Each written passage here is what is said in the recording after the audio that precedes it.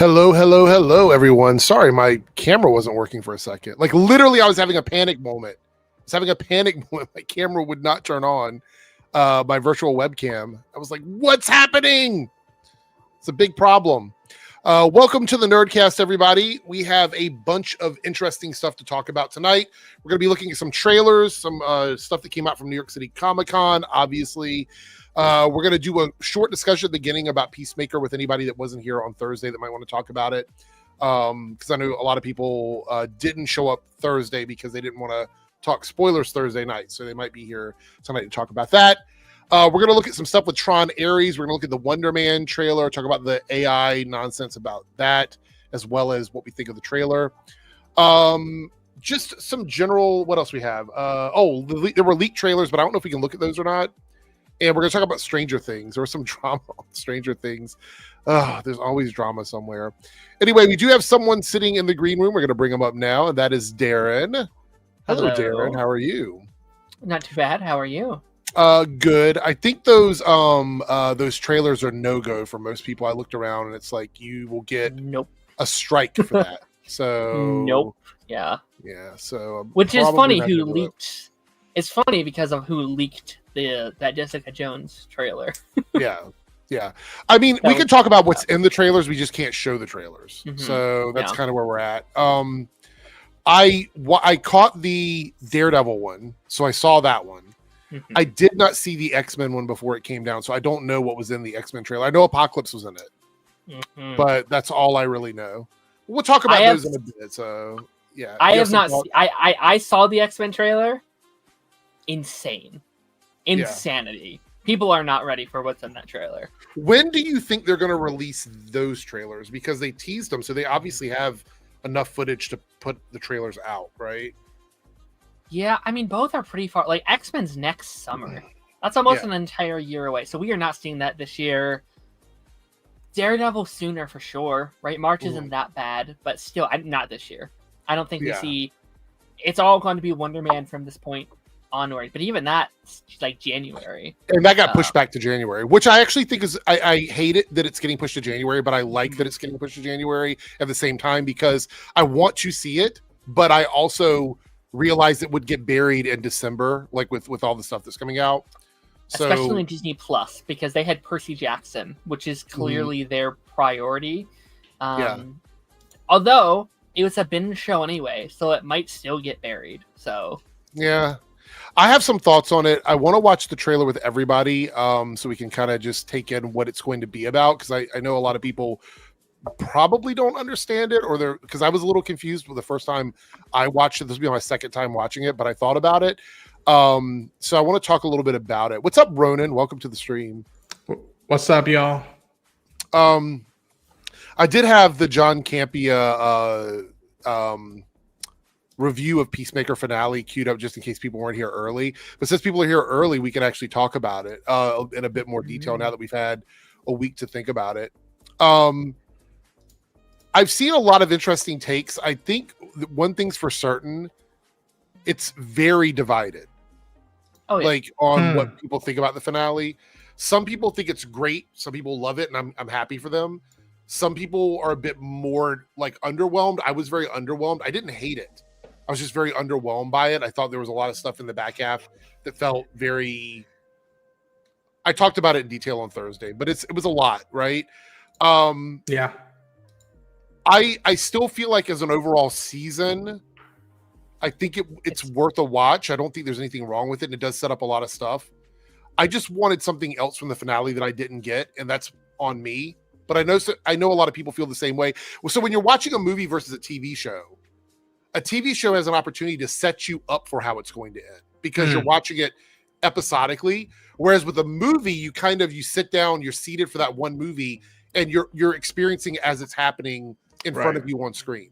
So I think when it comes to Peacemaker, also there's a lot of people giving James Gunn shit for this. And when it comes to Peacemaker, I think there was an expectation that we were going to get something really big in the end because James Gunn sort of teased that a little bit. There were clips of him teasing Blue Beetle, which never happened. There was clips about a big cameo in the finale, which obviously didn't happen. There's just a lot of things that didn't pan out. And I've said before, I'm not a James Gunn apologist. I'm not going to defend him on the top of the hill. You know what I mean? Like, I'm very critical of anything and everything. I think that there was a lot of expectations of this finale that just didn't happen. Yeah. You know what I mean? Yeah, Which was a on lot him of completely. self-imposed, I think. Yeah, like people did come out and thinking, "Oh, we're gonna get this and this and this." I said again, I never, sure the possibility to have Superman and all this stuff was there just because, I mean, it's part of the universe and like a lot of this stuff was being filmed at the same time. So why wouldn't you? But that's not up to me. I'm not the storyteller. But again, I don't think I wouldn't have been disappointed that much if I wasn't a little hyped from the creative side, because they kept saying we're not showing this to the media. This might be James's favorite thing he's ever done. Kudos to him. For me, I think he's done better in my opinion. And again, it felt like an epilogue. Like even the stuff with Emilia and Chris, I love so much, but I kind of got that moment of revelation of like, no, they actually do care for each other. And I told you guys, like in the motorbike, she leans for the shoulder and he holds her hand. That's a way of saying we do care for each other. Right. How we go about it, who knows? And maybe sometimes that people don't need to see that. That's just for us, the characters. And again, I think as a season as a whole, I dug it as well. Though I could see the argument now that like maybe 2 episodes should have been turned into 1. And again, just it's amazing what Eric does. I think if they would have ended where Checkmate appeared, I'm like, all right, cool. It wasn't the greatest finale, but like I like where that ended. Like I hope we get to see these characters again. Yeah. Not like ...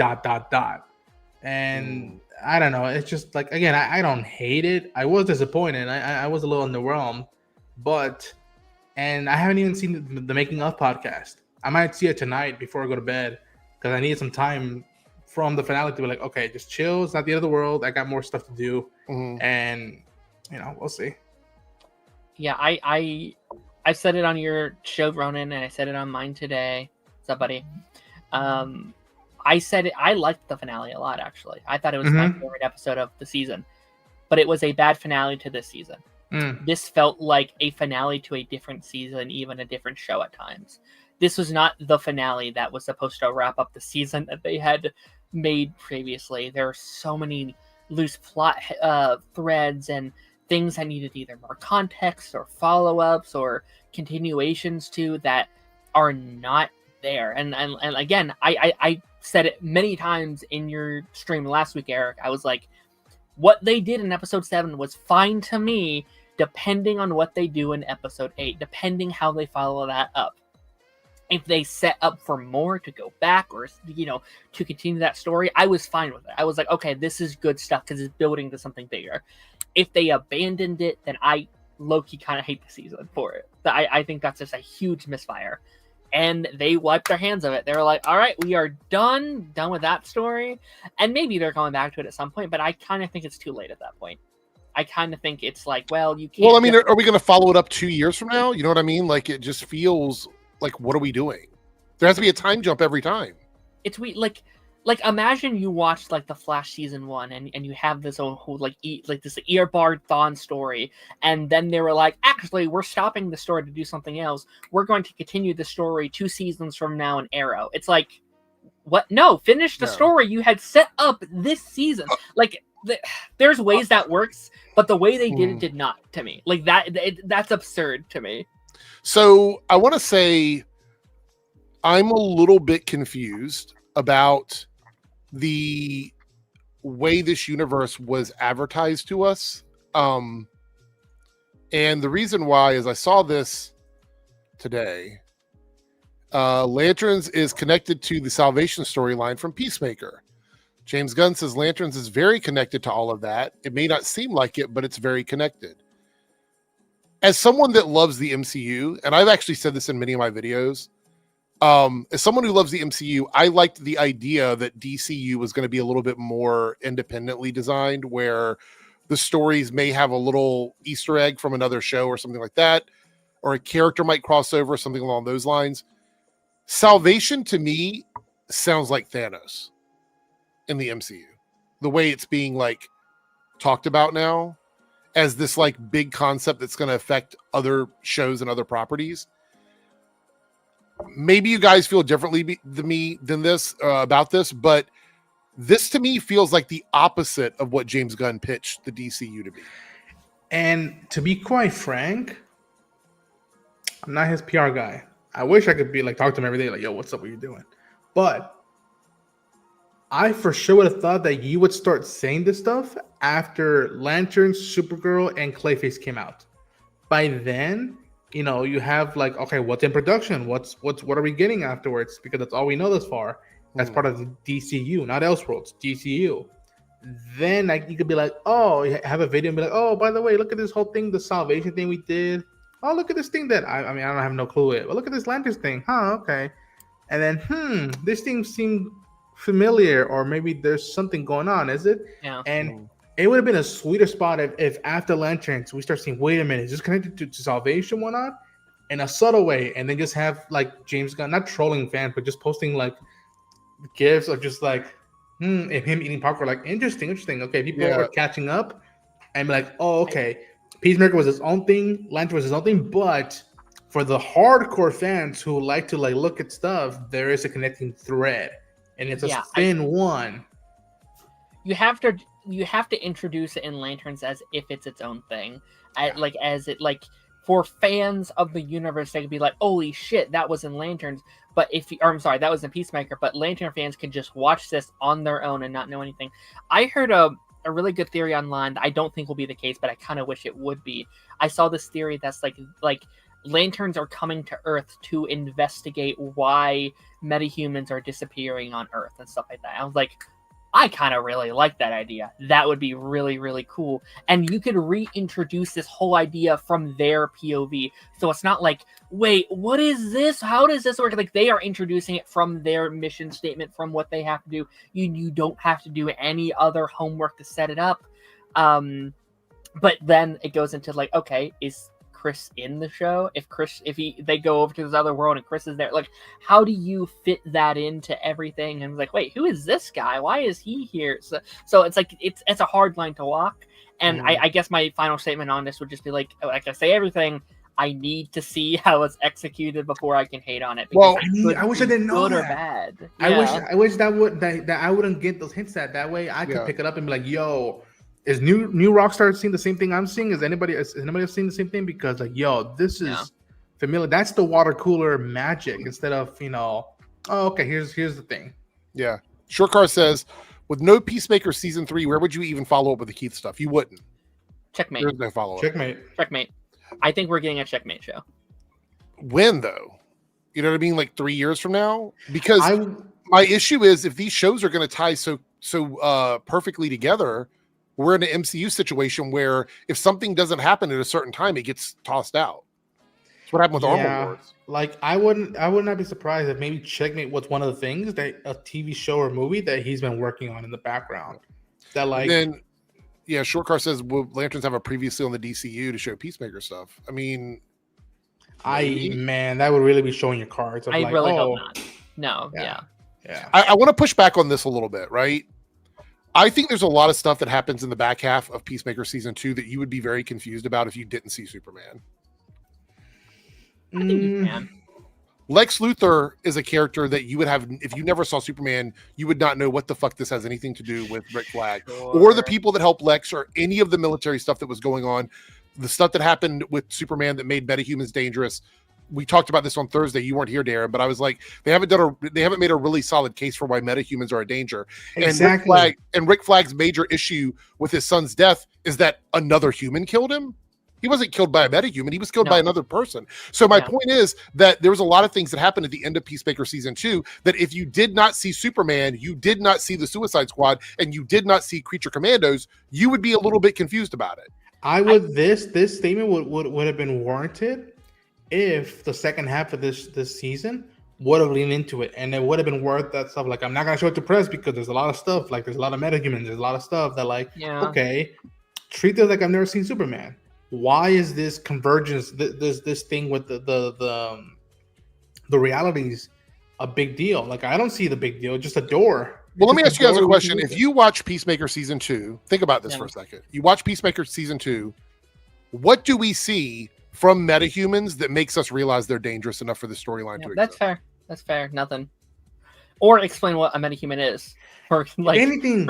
Sasha, I really, and I'm not blaming Sol Rodriguez because I love her in the finale. There was a chance to bring that up through Sasha Bordeaux. Right now, she's quote unquote not dating Rick Flag, although they're sharing the same bed, and have her confront him and be like, "Yo, you're really planning on putting metahumans here?" And then bring it up. How long until I'm thrown in here? Like, I'll never do that. Wild guy, sure? I want to point out, fans of shows should not have to track down random threads comments to explain something. Yes. When you're watching a show, you should be able to understand what's happening in the show while you're watching the show. Which is already an issue with Peacemaker, right? Because you have to, like, you are starting the show already kind of left behind because you were setting up things from for Suicide Squad 2021 and Suicide Squad 2016, and that leads into stuff into Man of Steel. So you are already behind. Peacemaker for the so you're just not a serious person, essentially, Wild Guy. Like, you're not a serious person. This isn't this isn't even a real comment. People that watch the show may not understand what that means in universe. Yeah. It's an important thing to explain, considering that's the entire reason Rick Flag is setting up Sanctuary. He claims that he's not going after Christopher Smith because he killed his son. He's saying that, although we do feel there is that personal stuff, but like he kept saying, for the greater good of the country, for the greater good of to protect people, and it's just people who need therapy. You're just proving my point. It happened in Superman. It didn't happen in Peacemaker. This literally just proves you just proved my point. Thank you. I appreciate that. And I'm not saying that Rick hates metahumans. He just thinks that they're an issue, but it's just like, again, without the movie, the two prior projects, how, like, all we know, like, there's stuff there that like if you didn't know, what happened to you? I thought you had your back. Oh yeah, I messed my back up, but I'm good now. It's like, okay, cool. That's for the Commando fans who watch the show. Yeah, I feel like, again, a lot of this stuff that we're talking about showing metahumans, why metahumans are being feared at this point, the danger of playing with these quantum reality doorways. That should have been the worthy stuff to not show to the press. That would have been the spoiler stuff, but like it was just more.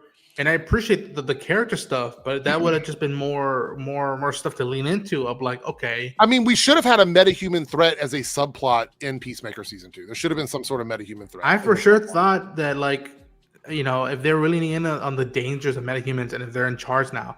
Drop Earth X. Just drop that storyline and do a either drop Earth X or bring, okay, you brought in Hawkgirl and God Garner in the beginning of the season.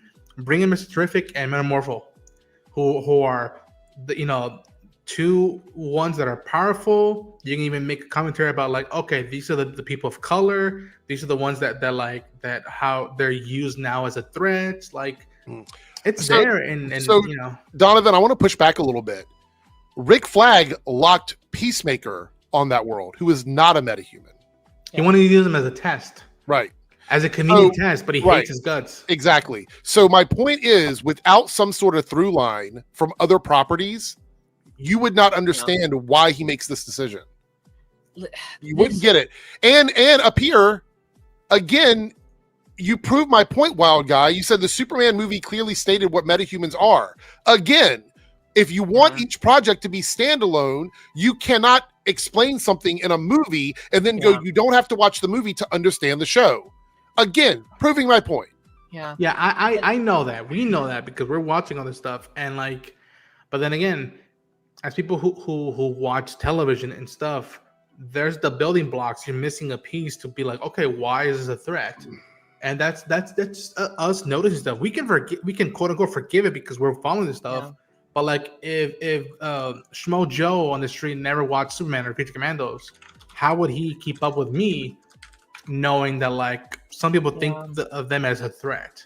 And you, and my point of view, sometimes missing those pieces in the season, that hurts the moments and the road you take us in the second half of the season. like listen, like we talked a lot about this year about the homework thing and can he pull it off, and I think he will try his best to make these standalone most he can. But I do think the bottom line is simply just you are making a cinematic universe. You can't make it completely standalone. That is a almost an impossible feat. 100%. Like you are going to be missing some things. You're going to be like, wait, what does that mean? I do think he's going to try, especially in the movies. I think that's where his biggest focus is like, okay, I need to make sure casual audiences still understand this. And then with the shows that may allow him to be like, yeah, but this is for the super fan, the people who like really, really care. Also, people in the chat defending this, I see a lot of you guys doing this. You're also the ones that were yelling about homework in the MCU, so kindly have a seat. Like really, I'm just saying, like you're either okay with it or you're not. I'm fine with whatever position you take. But you can't be mad that the MCU has homework and they'd be like, well, this is people should understand this and blah, blah, blah. Like it would be like getting dropped in episode 5 of season 3 of a show and then going, you just have to figure it all out. You know what I mean? I think you can understand Peacemaker without Superman. You are not going to get the full picture though. Yeah. You are not going to get the full thing. I think it's very similar actually. I think a great example of this is X-Men 97. I was literally going to say that. I was literally going to say that. Yeah. You can go into X-Men. You can enjoy the hell out of that show. That's a great show. Are you going to be missing a couple things? Yes. You are not going to get the full context of what's going on. You're not going to understand completely why it works, but you still can. And aren't there a couple of things that are like, I think it's going to get worse, though. That's my problem. This is the beginning of a bigger problem, right? So if we start forgiving him for this now, it's going to get worse 5 movies down the road. So that's why I can't I can't give him a pass on this. He said his design was going to be standalone projects. It is or it isn't. This isn't a Star Wars situation because I can go in and watch Rogue One and enjoy it as a movie without ever connecting to anything else, just like any of the individual trilogies. You can watch Visions without ever watching any of the other cartoons. You can watch Ahsoka without watching anything else. And there is flavor stuff in there, but that's not what's happening here. At the end of Peacemaker, he establishes a major plot device that is going to carry over into multiple projects.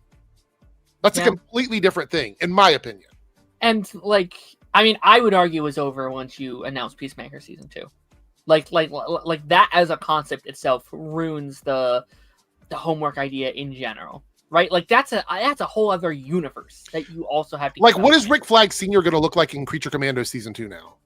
Yeah, you know what I mean. Like, what is that character going to be? Right? Like, what is that? Are we going to have a season 2 without their main character? The Bride and him were the main 2 characters of that show. They're just going to take him out completely. I just don't know. I don't know. Let's get some super chats really quickly. $5 super chat from Naruto. Thank you, Naruto. So would it be correct to say that Peacemaker partially directly, if this is the storyline, it's a direct setup for Lanterns, not partial. It's well, there's a mystery they're trying to investigate. So it's like, okay, what's the mystery? Is it the salvation? If it's missing people, then you know what I mean? And they've also said that this will set up the entire DCU. Like what they are doing in this show is going to set up the main story for the DCU. And then that goes into it further. It's like, okay, so you're going to maybe have to know Lantern, like how, like Superman has to have the writing at a 10 to be able to kind of recap everything in a way that doesn't feel derivative and forced. For you don't have to watch Lanterns or Peacemaker or anything Peacemaker set up. Also, it doesn't matter to me because I'm going to watch everything anyway, so it's fine, right? But I'm talking about what he said, the words that came out of his mouth, right? That's what I'm talking about. Like, I'm going to watch almost everything. I probably won't skip any of it, to be honest. I'm not even too hot on Clayface, but it looks incredible, so I'll probably go and check it out, you know? Naruto, also the $2 super chat. Darren, nice hair. Oh, there we go. Thank you. Like the only project I could see right now, and the near future that I don't need to really have seen this stuff to like get into that, is Supergirl. Yeah, Supergirl is the only one that like. Do I really have to see Superman to get Supergirl? No, not really. Through osmosis, maybe even the trailer, they'll tell you, "Oh, I'm related to so and so," but that's not what this is about. This is about adventure sci-fi. Well, we also know that if it's taking place off Earth, it's not going to deal with this quantum unfolding chamber stuff. So that's a different story. Which also, I thought it was very interesting that I'm going to read your super chat, Naruto. Sorry, I got on screen. I also think it's very interesting that they somehow figured out how to open a door directly without using the quantum unfolding chamber. Because I'm like, okay, fair enough, you figured that out. But now that takes away all of those other doors and all the other mystery that we could have had in a follow-up with like a Checkmate show or something like that. Like we'll never see what else is in that quantum unfolding chamber. I doubt it ever comes back again. You know what I mean?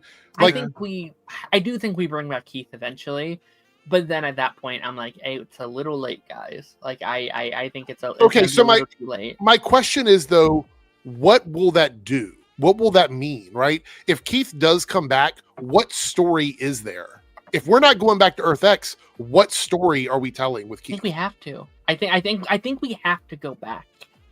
It's just, again, that should have been Peacemaker's story to tell. And I think I mentioned it on here a couple weeks ago. I would not be shocked if this goes directly into your super chat here. I would not be shocked if that's Creature Commando season 2. Okay. I would not be shocked because they said we will see the Peacemaker cast again before we see them in another season of Peacemaker or whatever. Yeah, because he talked about whether or not we were going to get like a live action thing or whatever. I think we're going to see some of the voice actors coming in and doing dialogue for the cartoon. I worry though that we resolve something for Peacemaker in another show. You're speaking my language, because that was 100%. One of the things I said was I wanted them to resolve as much as they could, considering we're not getting a season 3 of Peacemaker. We might get a season 1 of Checkmate. We might get something in Creature Commandos. That is gross to me. It is so gross to end a season with so many open things that are happening and not knowing if we're going to get a third season. And as Naruto says here with this $5 super chat, Creature Commandos will connect to Salvation. Okay, wonderful, but can we tie up the other stuff in Peacemaker that was left on the cutting room floor? One of the things we talked about was the fact that we never found out what happened to Red St. Wild. Like, he was mauled by all these eagles. He was never mentioned again. He wasn't important. It was like, what are we doing? He should have been cut. We could have actually done a dangerous metahuman storyline in place of that. So I haven't heard the podcast, but I heard that like 2 elements that James almost did, and apparently he did write stuff of it for the scripts, was he was going to introduce Christopher Smith's mom and Vigilante's brother. And that felt like that could have had a weight in the season with Vigilante's side, because Vigilante was just, I mean, again, I love Freddie Strong, but like all I knew about Vigilante this season is that like he's a dick to his mom and he likes bird trivia. Yeah. And like there could have been, and we also don't know why he's a dick to his mom. Hey, there could have been an underlying thing of like, okay, what happened? Why does he hate some mom so bad? Did it have to do with his brother? And what does that mean? Is that why he's connected? Does that have to do with his dad leaving them or whatever? Like what? Does he blame his mom for that or something? Like we never follow up on that. I would end the whole Keith stuff in Peacemaker and be like, that's the last thing that he has to get through trauma wise, is he has to come to terms with his brother and either like let him be, or they can come to a mutual understanding. And then like, okay, he's finally, after that, himself, he knows who he is. Right now, I think he's finally, this season was all about him and Emilia. And now if they do a third season, that's, I don't know, you don't have to end the show itself, but like that's the last thing you need to do with Peacemaker's past or trauma. Mm-hmm. Like you focus in on that. And then afterwards, when he shows up, or if he's, being included in stuff, you don't have to worry about something in the background tangling. Wait a minute, you haven't talked about this yet. Right. Your brother thing is still in another dimension with a bunch of Nazis running around. So I don't know. I was so committed to that storyline, and we just had the rug pulled out from under us. Like that storyline went absolutely nowhere. It didn't even matter at the end of the season.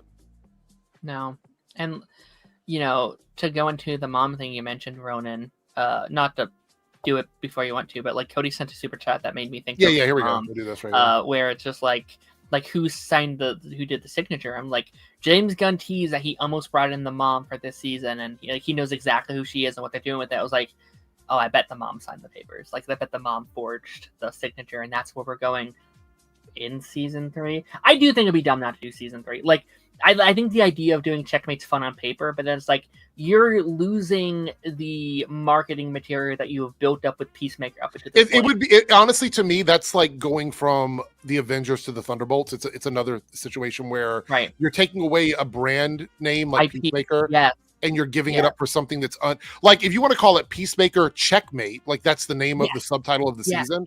I'm okay with that. But to completely take away Peacemaker and just call it Checkmate, it's like, why would you do the Authority? If you're not going to do Authority, then why would you do Checkmate? You know what I mean? Like what reference does that have that makes it a branding thing over the Authority? It doesn't really. Most people didn't even know what Checkmate was. Most people didn't even know that Sasha Bordeaux was a cyborg. I saw a bunch of discourse around that online.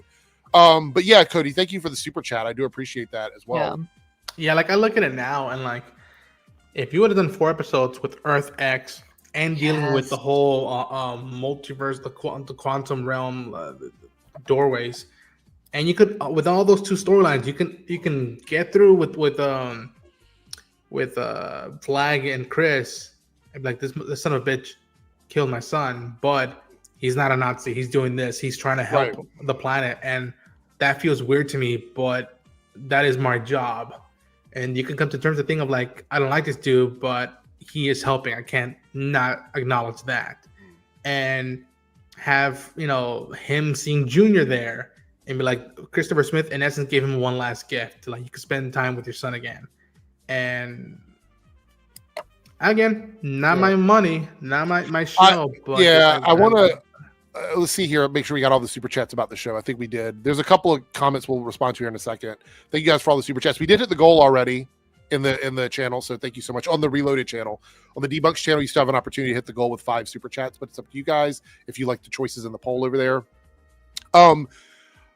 But I want to just say lastly that I was cheerleading so hard for what I thought was going to be a really, really good, solid full season of TV.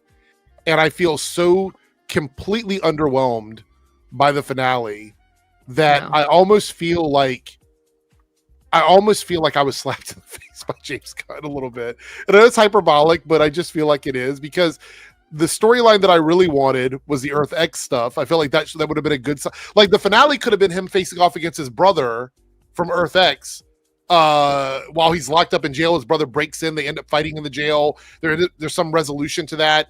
The alt Harcourt, we get more information on that. What happened to Rick Flag Jr. on Earth X? We don't know, because he disappeared in that one episode. He was just gone after that. It didn't matter anymore. Anyway, there's a lot of drop balls on that. We do have speaking of drop balls, we have Joe, who is fresh out of the movies, I think. Yes. Just went to 2 movies. Oh, okay. What did you see? Well, I walked out of one of them. There was one, and it wasn't a bad movie. Don't get me wrong. It wasn't a bad movie. It just wasn't for me. I got to the halfway point, and I'm like, the performances are good. This is for somebody. It's not for me. And that was The Smashing Machine. But before that, I went to see the re-release of The Dark Crystal, which was back in theaters for a few days. That one was for me. So that one you stayed for? Oh, yes. Okay. Yes, I stayed for The Dark Crystal. But well, I do. You have seen you've seen Tron Ares. Darren probably hasn't. Ronan, did you see Tron Ares? I did. Okay, all right. We do have a little bit of drama to talk about that. We'll get to it in a moment, though. We got a couple super chats here that I do want to go over. Oh, here we go. From Connor, which is a $5 super chat. I saved it for now, Connor. If I skip over something, it's because it's like off topic. I thank you for the $2 you sent. We'll talk about it in a second. But I skip over stuff off topic and then I come back to it. With a $5 super chat, what did you think about episode 6 of Gen V? Now, I watched part of Darren's stream where he was talking about Gen V. I'm really enjoying the season in general. Yeah. So I had a lot of fun watching where the show is going, or where I think the show is going. Gen V is an acquired taste, though. I realize it's not going to be for everybody. I still like it better than The Boys. I think it's a better show than The Boys. I think the characters are more interesting. I think establishing this concept of couture superheroes, I guess you could say, where they're designed to be the most powerful suits on the planet, is a really interesting concept. I think it adds a lot of layers to the show. I still have a lot of questions about why they picked who they picked. This episode that we just watched was very slow. It really was just the build-up episode. Yeah, it really was sort of. We get these where it's an episode that answers a few questions, sets up a few more questions. That's kind of what this episode was. So it wasn't my favorite episode of the season, but it definitely establishes some stuff we've got coming, and it answered a few questions of things that we had previously. So yeah, I think of it as a bridge episode. I call these bridge episodes where not a lot happens really. And then you sent an additional $2 about missing your super chat. Thank you so much for the $5 or $7 total and your question. and I will continue watching Gen V. We have a member chat from Lone Wolf, a member for 59 months. Holy shit, Lone Wolf. Thank you so much. Can I send you something on Discord to get thoughts? Yeah, send it over on Discord, and I will check it out before we're done.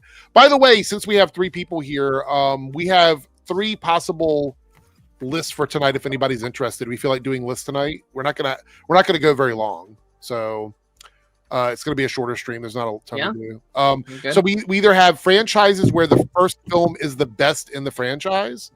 The rest of them do not compare. Best villains in movies from 2000 to 2009. So in that block of time, basically Y2K villains.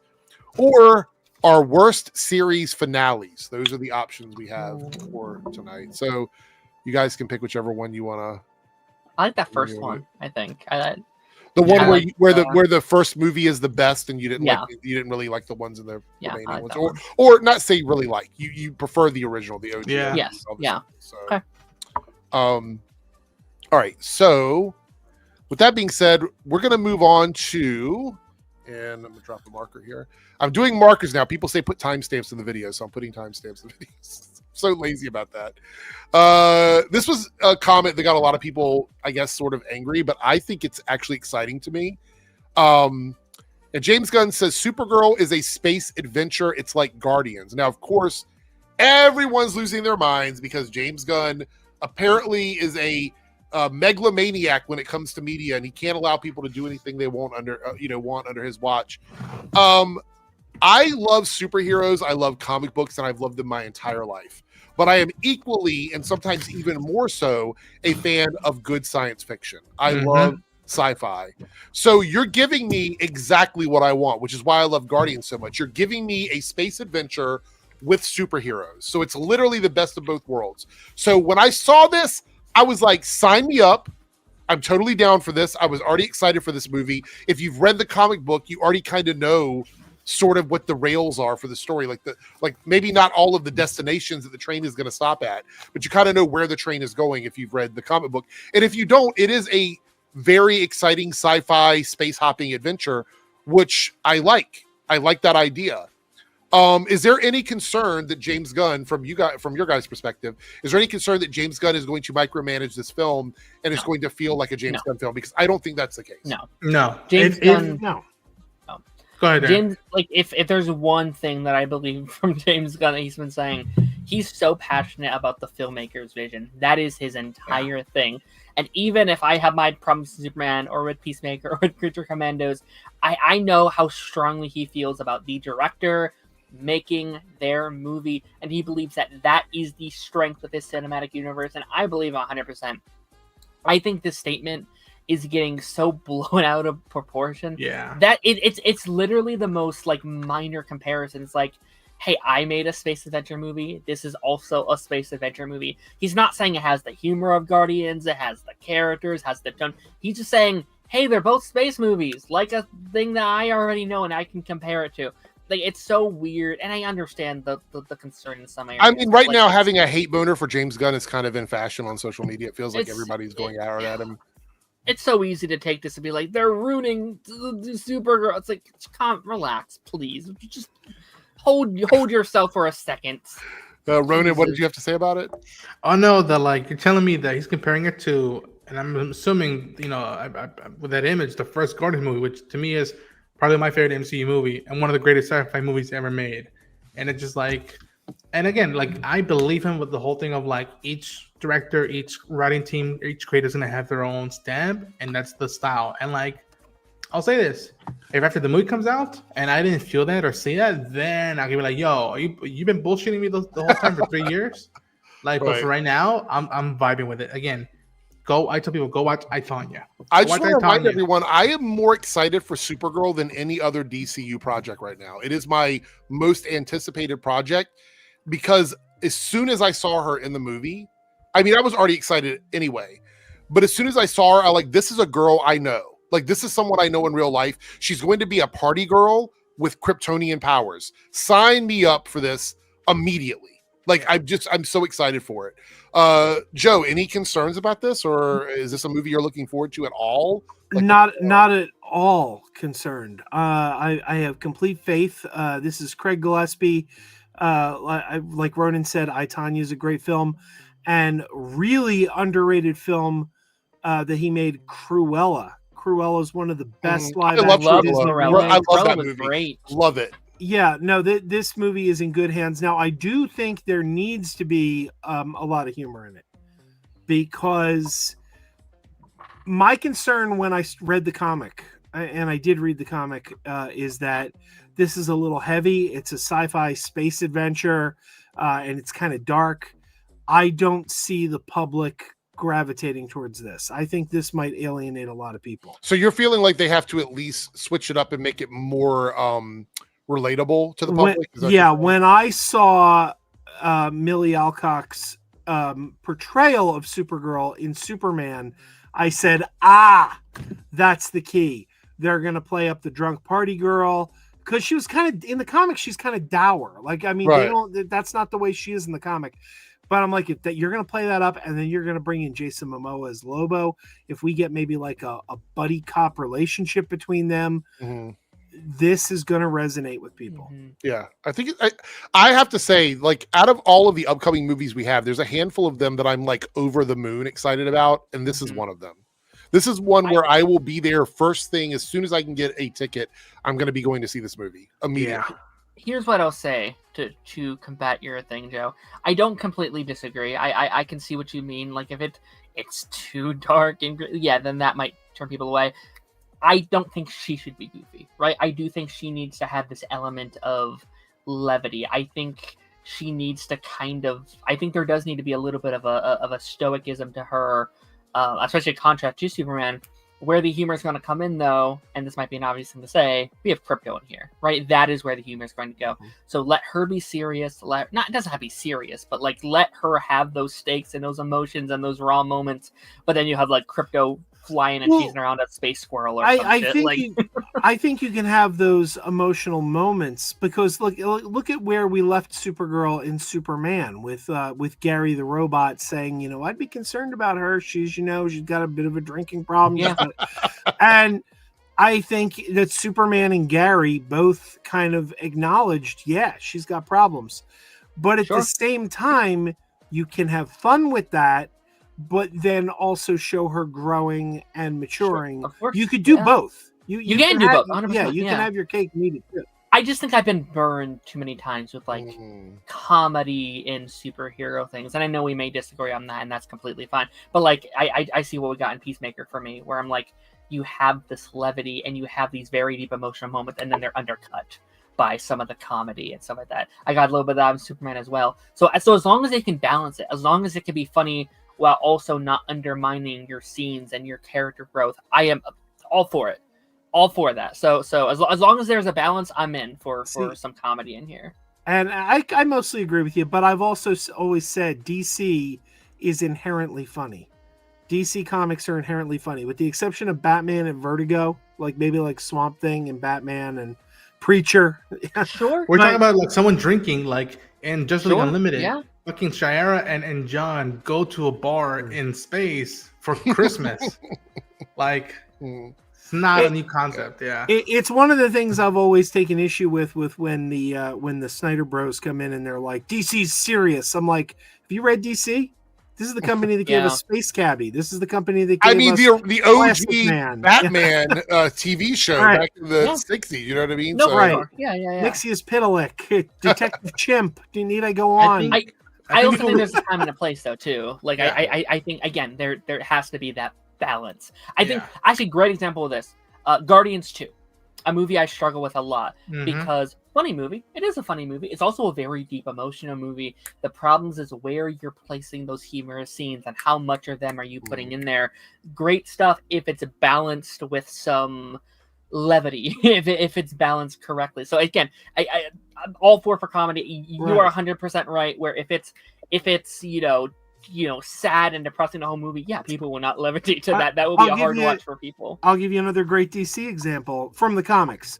My all-time favorite comic book of all time. Okay. Keith Giffen and J.M. DeMatteis's Justice League International run. It was always funny until it wasn't. And when it wasn't, it got very serious. But then, like, they knew how to balance that levity and that seriousness. That's the best description I ever. And that wasn't my description. Somebody else said that. It was always funny until it wasn't. We have Jake arriving in the building. What's up? What's going on? Not too much. I was about to say, Darren, we already spent an hour talking about Guardians 2 last week. I don't want to do it again. He did. We have your company. Go ahead. That's scary, Darren. That's terrifying. I wasn't a part of that. I didn't mean to. I wasn't a part of that discussion. I love Guardians 2 so much.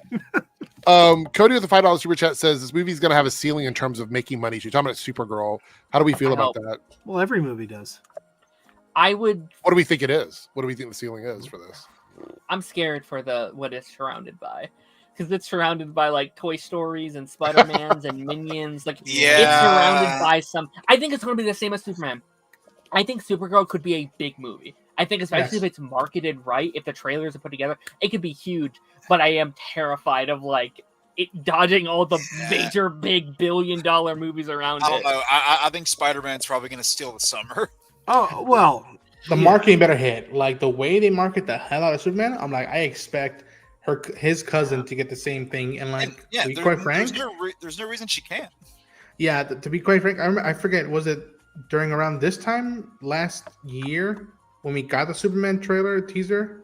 I could be wrong. We got it in December of 24. I would think that like you really want to kick in the gear, like, oh, this is Supergirl and she's not like her cousin. They're related. I actually think the marketing is going to focus on how different this movie is than Superman. I think that's what they're going to do if they were smart. Yeah. I think it could do more if, again, placed right. If this was in a less crazy summer, I'd be like, you guys gonna make a lot of money. Again, especially if you are marketing the big space adventure neon lights and the way. Again, I can already imagine the marketing of what they're going to do with it. Let me ask a question: Jason Momoa in the advertising or not? 100%. Oh yes. Yeah, I would even just hear the motorbike. That's one of the only reasons why Aquaman 2 made any money.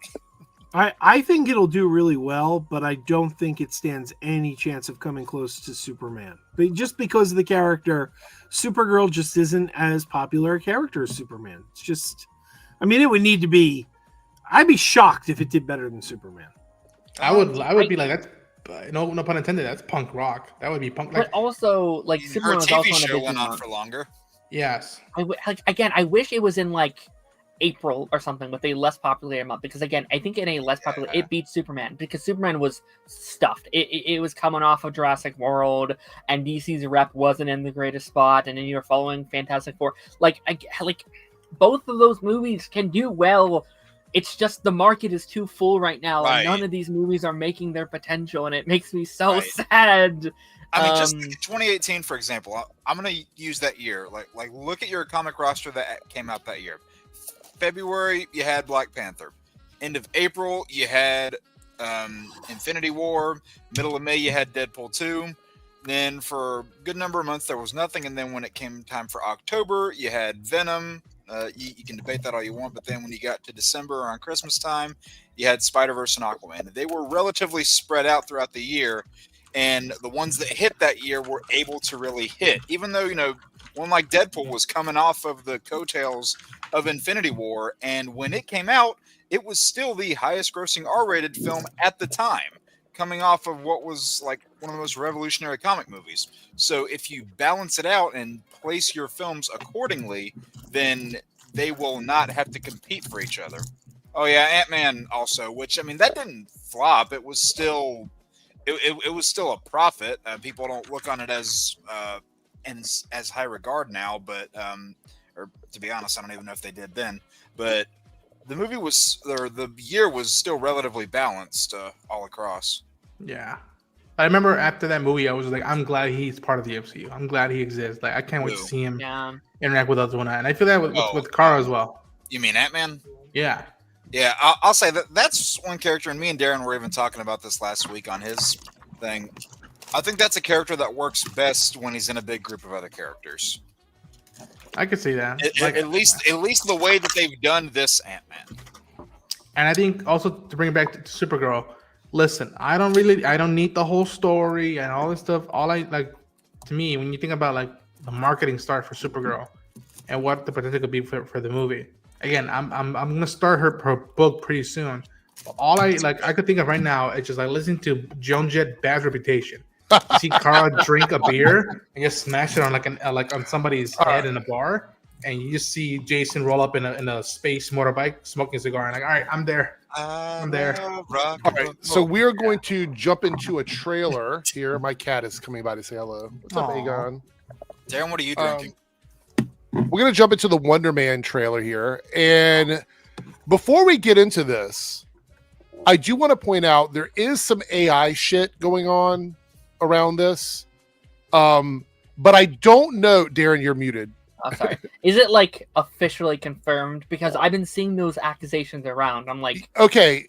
So apparently from what I could dig up, the art is not 100% AI, but it was made to look like AI through assisting with AI, because I think they want to, I think that's a point. Okay. My prediction is I think the movie is going to make a point of them using AI in the film. It's kind of like Tropic Thunder. You know what I mean? Sure. Where the show is going to be aware that people don't like it. So they're going to market it as if it's like, this is okay, but it's not actually okay, but we know it's not okay. That kind of thing. That's the vibe I'm getting from it, but I could be totally very wrong. meta. Yeah. I mean, they already got bashed for using AI in the past and then admitting to it. So. Secret Invasion. Yeah, but I think when we see it, bullshit. Yeah. I think when we see it in this, though, to me, I think there's a point to it. We'll get to it. Let's watch the trailer first, and then we'll talk about the show, because I know a lot of people don't really understand what's going on, and I kind of had to think about it. This is my second time watching the trailer. Let me make sure it's at the right pitch here. Yeah, playback speed's normal. This is my second time watching the trailer, so I kind of thought about it, and I think I have an idea of what this is going to be, based on some of the other projects we've had over the last couple of years. The entertainment world is stunned today when internationally celebrated and reclusive filmmaker Von Kovac sprung out of retirement to sign on for a remake of Wonder Man. Mr. Von Kovac, could you tell us more? Hello, everyone. You recognize Von Kovac here? Oh, yeah. Superman. I saw him 9 times this past summer. I want to jump back here. This is the AI accusation. Nationally celebrated and reclusive filmmaker Von Kovac sprung out of retirement to sign on for a remake of Wonder Man. Mr. Von Kovac, could you... Now, this is the poster in question. I actually think the joke in the movie is going to be that it is an AI poster. That's what I think the joke is going to be. Because this guy comes out of retirement. They're looking to make fast money off of this Wonder Man reboot. I think it's all going to feel very it's going to be self-aware, I think. In the same movie, I'm getting confused. It's a TV show about a movie. So that's why What's making people think that's AI? I'm looking at that. I'm not seeing anything that looks like, I'm not seeing extra limbs or anything. Well, that's the question, is that a lot of people have been style of AI investigating it is the best way to put it. Have we gotten to the point where people are like overly I mean, are we like playing detective looking for AI where maybe there is an AI now at this point? No, absolutely 100%. They've been doing that. That's not new. Yeah, so we don't know, but apparently, according to several different articles where I looked it up and it seems like it's legitimate, even though there's no named sources, the artists that worked on this said that these were actual things that were made by artists, and they went over it with an AI filter to make it look more like AI. So I don't know if that's true or not, but that's what I've been reading. So tell us more. Everyone is tired of superheroes. There is an opportunity to reimagine a whole genre of storytelling. Have you thought about casting? So, what's this big audition you were talking about? It's a huge opportunity. I'm auditioning for Wonder Man. Did you hear about Wonder Man? I need to be in this movie. Sorry, you crazy. I was born to play this character. Are you serious? Boo, they are already talking to Leo.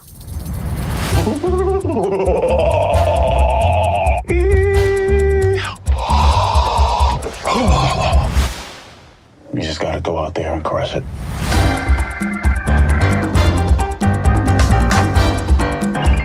What's wrong? I'm trying to come up with a backstory for the character. Well, trust the words. Just show up and say them. That's not my process. Well, your process can go blow a spider. The guy's killing it in there, bro. Where have I seen him before? Pretty sure he used to be a terrorist. Oh my God. Next! You can slate whenever you're ready. Simon Williams, reading for Wonder Man. Listen to me, Simon. The callback is happening now. Just be normal. Normal man. The breakdown is go method. Come in. Mr. Kovac will meet you in the living room. So you are here to meet Von Kovac? Mm-hmm. Hello, everyone. I want to explore the place between fiction and non-fiction. That's tight. We are going to make the last movie on Earth. No one will have the balls to make another. And action! Any news from Von Kovac? There is news. You'll be the first to know. Unless you call me again, in which case I will never tell you.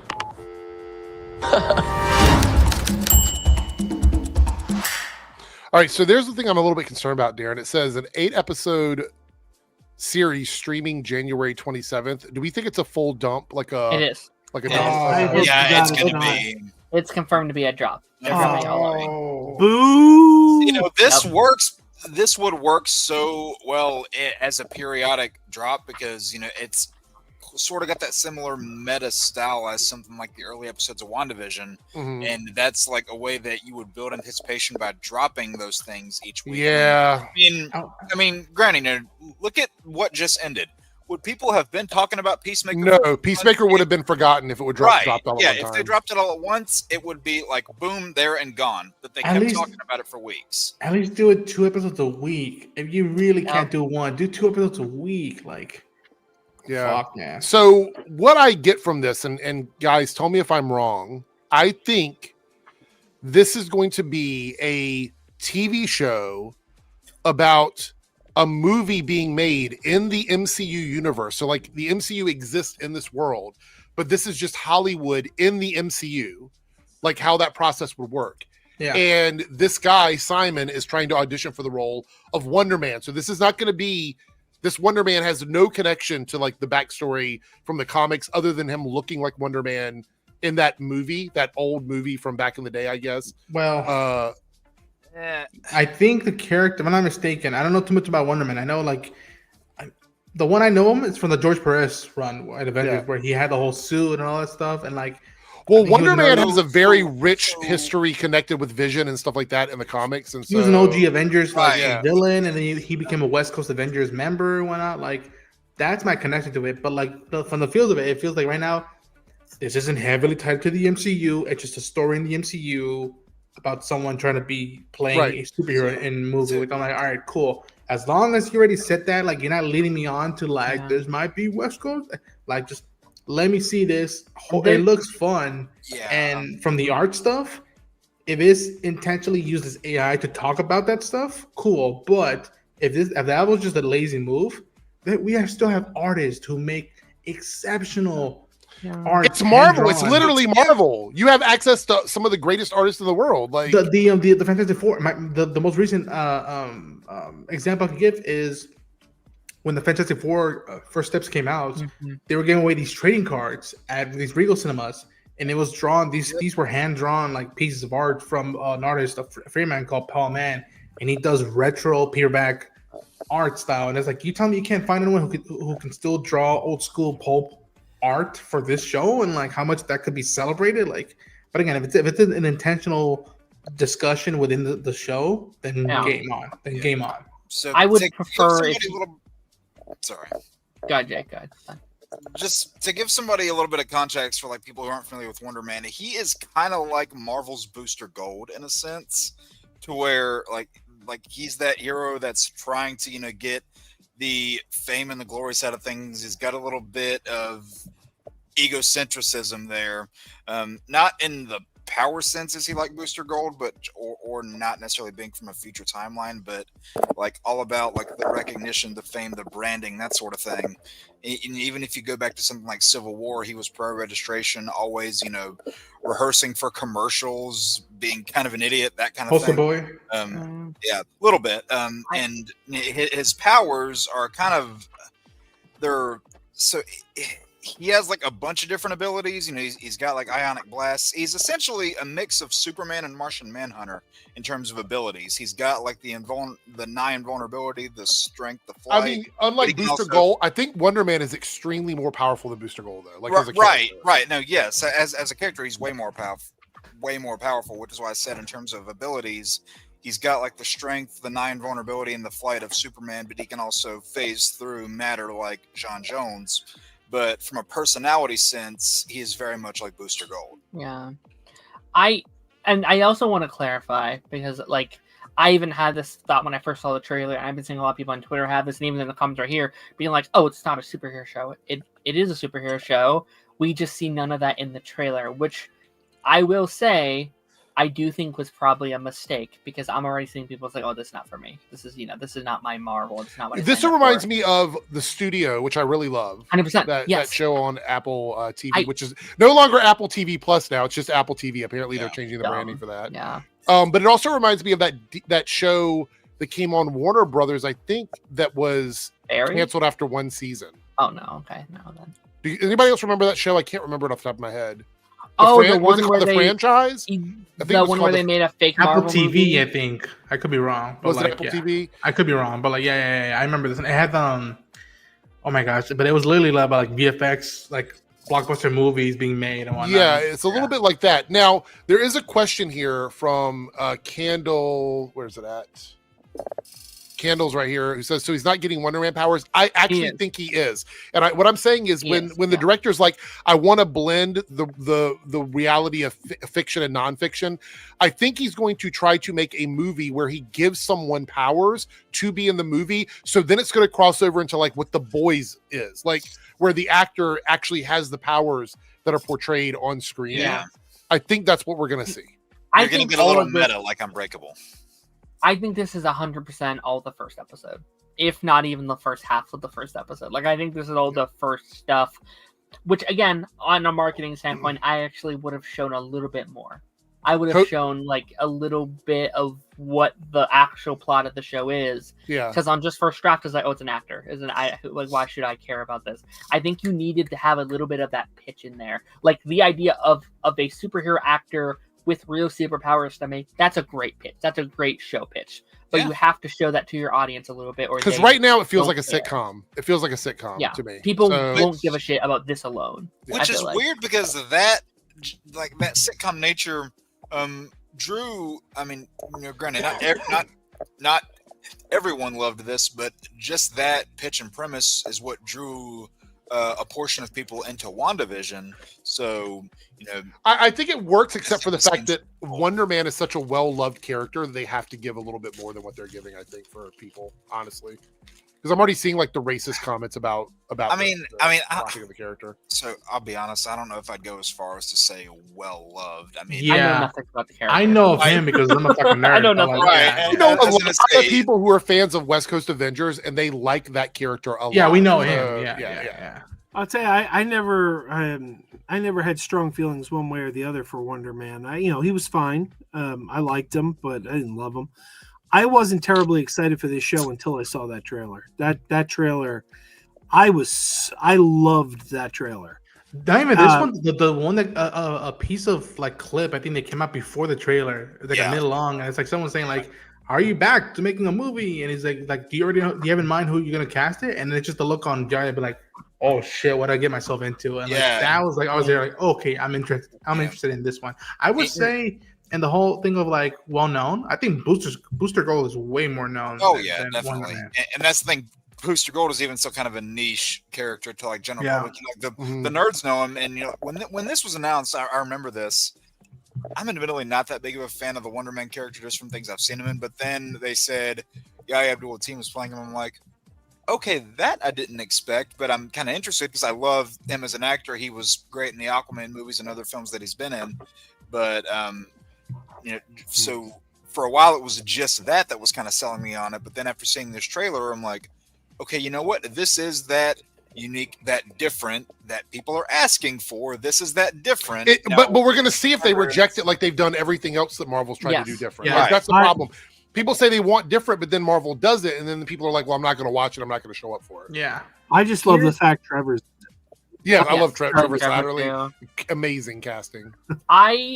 Here's my last thing, and then you can move on to this. But like, my only concern, like, this is a show that's clearly going to be a bit meta. It's going to be making fun of Hollywood and reboots and superhero movies. Possibly AI, possibly like everything under the sun. Yeah. I am a little concerned they won't go far enough with it.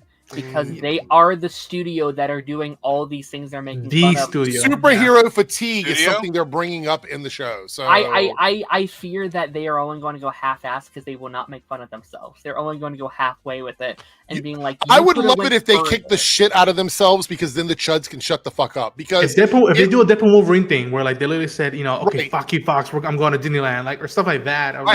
Think about the self-awareness they would have. Yeah, self-parody. Yeah. Cody says it's a binge drop because of Daredevil. So I don't understand that comment. I don't. They're making space because they want Daredevil to be a weekly thing, and they don't want shows to cross. They have this Disney Plus has this weird thing where they will not overlap the properties with each other. They just won't do it, which is fair. But I get that, but one shouldn't kill the other for that. Like that's. I'm gonna grab a drink. I'll be right back. Well, have it be a 4-week show then. Have it just double it up. There's 8 weeks. Do 2 a week for 4 weeks. That's what you did with the Spider-Man Friendly Neighborhood. Is you just mash them together. And would I have preferred that show to be weekly? 100%. I would have loved watching that show for 10 weeks straight. That would have been awesome. But also, I can understand. I don't know if we're going to get into this later or not, so I won't say too much. But we now know, because of this being in January, there is now 8 Marvel Studios projects coming out in 2026. That's crazy. That's a lot still. And we saw it this year. They barely had room this year. Every month we were getting a new project, which we love. For we're doing what we're doing right now, it's a go. We love this shit. I love that shit. But I will say, on the scheduling and for casuals, it is like, all right, new stuff. Yeah. In fairness, though, it'll feel like 2022 all over again. In fairness, though, 2 of them are animated Elseworld, what if projects. Yeah. One of them is a 40-minute special. Yeah. So, in fairness, that should hopefully help. This is a binge drop, so this will be done in one day, even though I wish it wasn't. But, again, that might be one of the theater movie till the summer.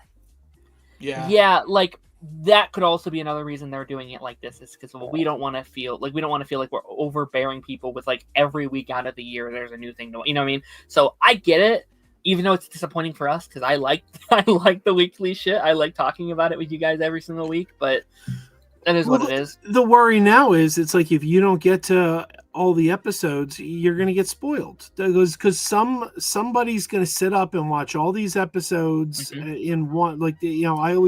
A friend of mine always laughs because I always say the unemployed will sit up and watch all the episodes because they don't have a job to go to in the morning. And those of us who have to sleep because we have work in the morning, we're not going to watch them all. And that's it. It's spoiled. Well, it's lost the luster with a lot of people because the amount of people that care whether or not they're spoiled has gone drastically down. So they're like, oh, well, I'm either spoiled or I'll see the highlights of it on YouTube and I just won't watch the actual thing on the streaming service. So then they just stop doing it after a while. I wonder if there's a lot in there to be spoiled, though. Not to say that should be a reason not to watch it. Obviously, you should. But, I doubt there's going to be, oh, freaking Doctor Doom. I think it's going to be pretty straightforward and self-contained to its own story. I don't think there's cameos or big setup for what's to come. Again, and that is good. I think that's very healthy that it is self-contained to itself. But I don't think there will be a, holy shit, I was spoiled for blank, blank, blank. I just think it's going to be a basic good show. People thought they were going to get a big, cameo reveal at the end with Peacemaker, and look how they were let down. Well, we'll see. All right, so we have a super chat here from Naruto. $5 super chat says, it's kind of funny Jason Momoa is going from playing Aquaman to Lobo, and Yahya Abdul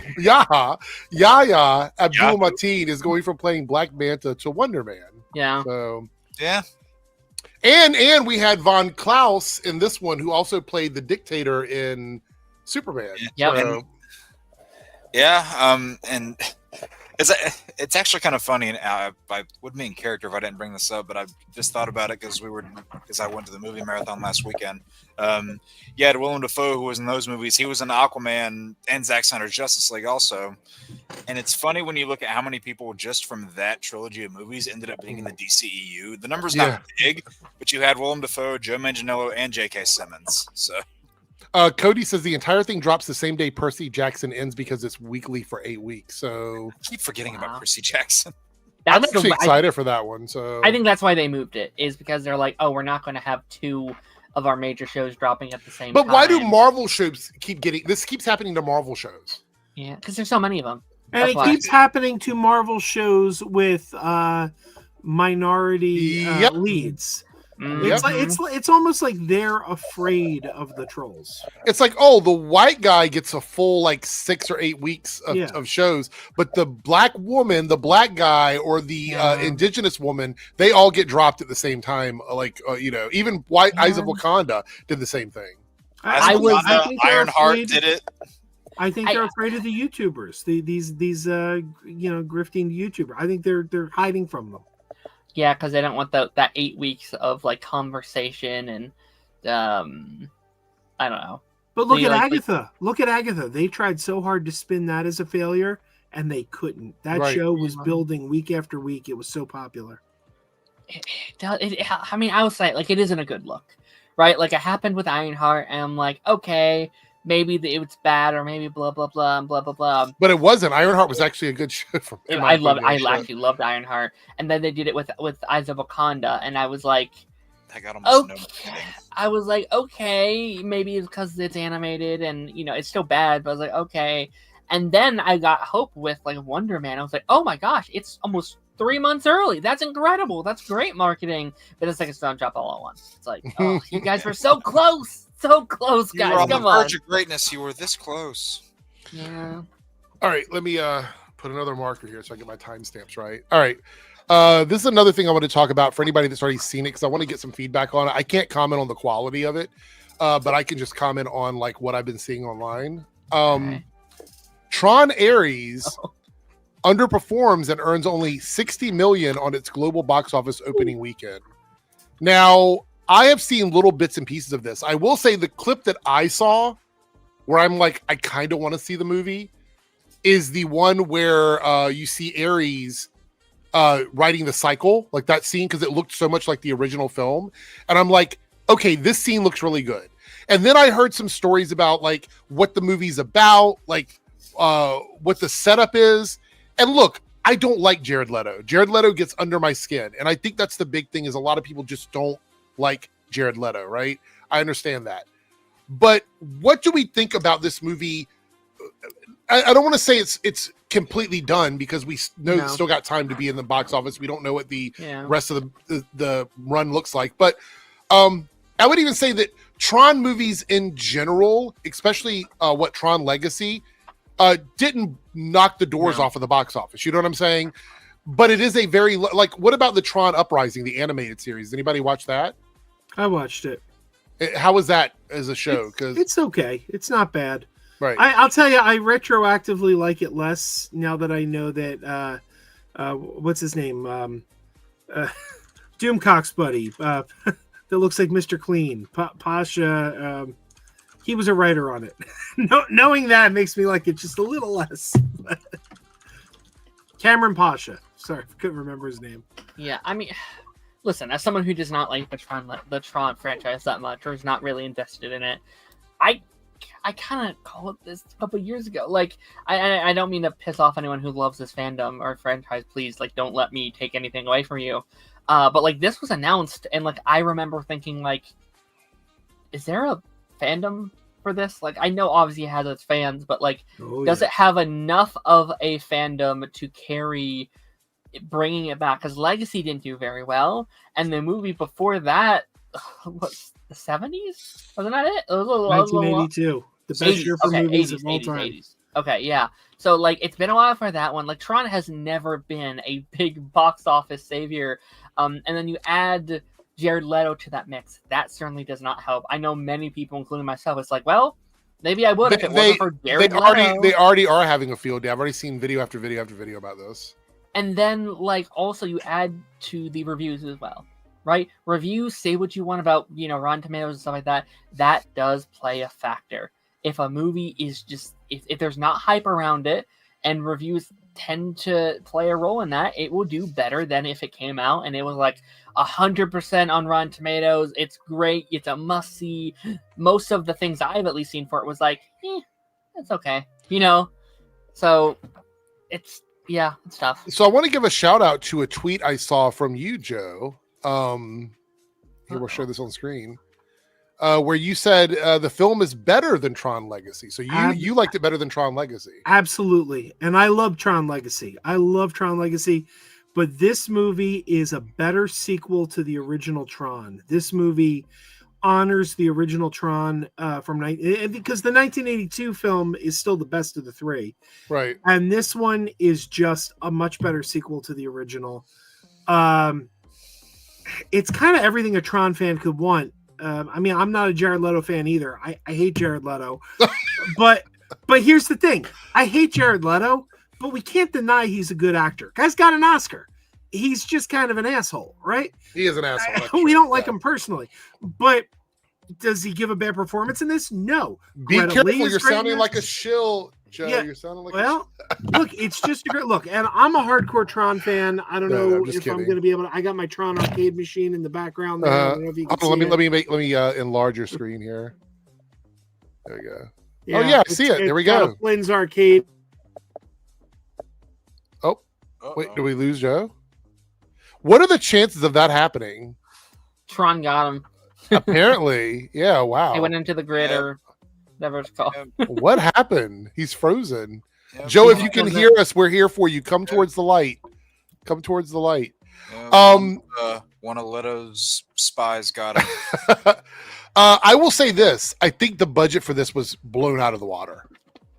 Like almost $200 million for this movie. I mean, look, it's got a lot of special effects, but that's really one of the big things bothering these films now is these crazy budgets. That freeze frame is priceless. Look at that. That's great. Yeah. I'm kind of, and I don't think it'll matter that much because in that one he's be covered in VFX and makeup probably, but he's also in He-Man next year. Oh really? He's Skeletor. I forgot about that. God, yeah. Which pisses me off because I want to be excited for that movie. Look. At least his face will be covered up in prosthetics the whole time. See, I don't know. I love the He-Man cartoon. I still have the DVDs that I got of that somewhere. And that was just one of those cartoons from that time. Like whether you're talking, He-Man, Transformers, Thundercats, I ate all that shit up. So I don't want to go into this movie with reservations, but I mean they're kind of making that difficult. I will say this though, I think we're going to see now that a lot of these movies have come out from Disney and some of these other studios where the budgets have been a big factor, we're going to see slowly like a pull back on budgets and trying to create films in a way that feels like it's going to be able to make that money back for the studios, if that makes any sense. I feel like that's the direction we're going, and I'm okay with that as long as you're not compromising the integrity of the story. I don't care if you cut corners other places. Just make the story good. I think Lilo and Stitch this year changed everything when they made $1 billion movie on $100 million budget. Yeah, a budget that was meant for a streaming service. They are now going to see that and go, oh, we can do that for all our movies. And I think what will happen is retrospectively, it'll actually be a negative in a couple of years. It's like now our movies look like shit because they're not giving the movies the budgets they need. Instead of finding this happy medium where it's like, give them what they need while also not losing your mind and giving them a whole like kablunkel just for the sake of having, because I think that's what happens. It's like it's not we need 200 million because we need it. It's here's a bunch of money because we have the money and you can just like I think there needs to be a balance there. So I don't know if you guys are still talking about Tron Ares, but yeah, I'm a 180 from Joe. I think Tron Legacy is better than Tron Ares. And listen, the elements in there can make it work. It's just the way they went about it. It just felt like I didn't really care for stuff. Like at the very least with Tron Legacy, Yeah, that's a follow up to a cult classic movie that didn't really do well. But at least he had something in there where it's like, okay, the son trying to find his dad, and how much that affect both of them, and what does that mean of like what's really worth it, changing the game, or what do you think is imperfection or perfection? And like, man, listen, there's a lot of great stuff. I kept watching it, and I was just like, oh man, if only this was a highlight. You don't need all this stuff.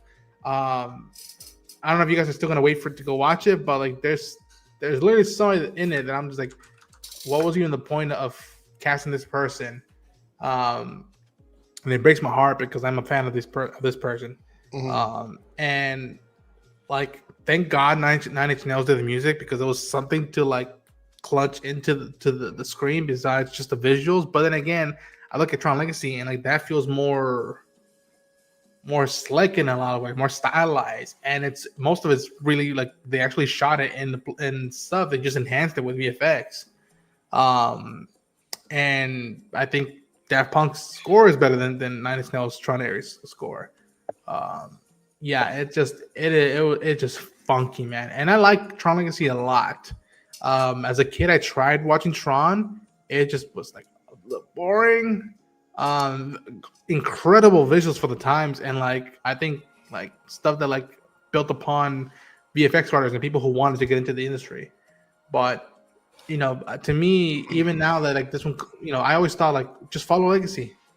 There's stuff there to like continue a third film, and they didn't do that. And then they allude to stuff, and it's just like, well, what was the point of alluding it if we're probably never gonna see it? And the title's Tron. We don't get Tron at all. The character is something. That, I heard about that. Anyways. All right. We got a couple super chats here. Let's look at these quickly. Joe just disappeared. Not sure what happened. The grid, man. He went to the grid. Guess he got him. Yeah. Let's see. Lone Wolf here with the $5 super chat. Cody Leach intro to his review of Tron Ares killed me. He started with saying longest music video ever. Does that sound right to you, Ronan? Yeah. I mean, again, there's stuff in there that could have worked. I think Greta Lee could have made a great like new addition to the franchise, and I'm a fan. And I you know, what she was given, what she was able to do, I appreciate it. But it's just that like some of this stuff was just like, what was the point of bringing it up? Especially after the work that Legacy had done, it's just to continue on and then build upon that. You don't have to completely ignore stuff and just bring in a new element to it. And yeah, yeah, in some regards, yes, in some regards, no, because there's stuff to like I did dig, but as a whole, I'm like, man. Do you think we're done with Tron? Do you think this is now a dead end? I don't know. I really don't know, because in 20 years we might get a new one. Yeah, they're like, oh, let's try it again. Let's see if we can make money this time. I don't know if we'll get Sam Flynn and Cora, which I'm like, there's a story right there. There's so much you could this fascination you could do with those two characters, and like, I mean, they could do another movie. I mean, so we got Tron Legacy, we got Tron Ares. What if they want to do a third one called Megatron? Wait. We have here Cody chiming in with a $5 super chat. Legacy was Joseph Kosinski's first movie, and it's so good. Mm-hmm. Came in swinging. Yeah, I mean, like I don't know if I'm going to go see Ares at theaters. I hate to say this, I probably won't because of Jared Leto, but you know, I have no idea what that's going to look like in the end of it all. You know what I mean? I still never saw Legacy. Okay, so I want to chime in on this here because I think it's really important. Let me create a marker. I agree on that. Naruto here with the $5 super chat. Did you see that Disney revealed today that Rise of Skywalker costs $593 million to make? I saw this, and while we were chatting, I just did a little bit of digging because I wanted to make sure I had all the information. It seems like I can't find the actual, like, I guess I don't want to say source, but it's a trail leading in a circle. I don't really know where this information is coming from. So I've got this Forbes article here, and it doesn't give attribution to anything of any substance, really. See here, there's Joe. Joe has returned. Hey. You still can't see it. I moved my monitor and it pulled the plug out of the back of my computer. Oh, I was like, what happened? You froze. It was very weird. But as I was saying, fantastic movie. Go check it out. All right. So we got this thing here, this article from Forbes, and I'm scrolling through it. And one of the things I always look for when these kinds of articles come out is where is this information coming from? And I'm scrolling down here and it says Disney has today revealed, and there would have been a highlighted text here if there was a linked statement from Disney, but there's not one. Disney has today revealed the total cost of 2019 Star Wars Rise of Skywalker came in at $593.7 million, making it the third most expensive movie in history. And there's more stuff here. You'll notice there's no hypertext here linking to anything, right? There's nothing. I go down here, there's more stuff here, no hypertext. I get down here, no hypertext linking to anything, right? Nothing. The first link you see is here, which is Entertainment Weekly. Now I clicked on that, and that is an article from 2019. So that doesn't count for this. Let me go down here. There's another hyperlink right here. This is from 2017. Okay. Go down here. This link, the told link, is 2024. Right? So there's no link in this article that leads to any sort of attribution for this information. So where did Disney make this statement? Can anybody in the chat tell me where Disney made the statement? Because this is the only article I can find other than like a UK article about some tax incentive they gave to Disney. That's it. So I want to know. I'm not saying they're lying about it. I'm just saying when I read these kinds of articles and there's no link to any sort of like, this is where the information comes from, or we interviewed this person. When that's not there, I get very skeptical. The credibility suddenly goes whether down. or not it's real. The credibility suddenly goes Where down. is revealed in the first paragraph link to? That's the tax credit thing. I'll show you here. That's just the tax credit thing where they mention a few different movies right here. UK taxpayers contribute to the 89 million to the most expensive movie ever made. This is just talking about Jurassic World Rebirth and other movies that get tax credits.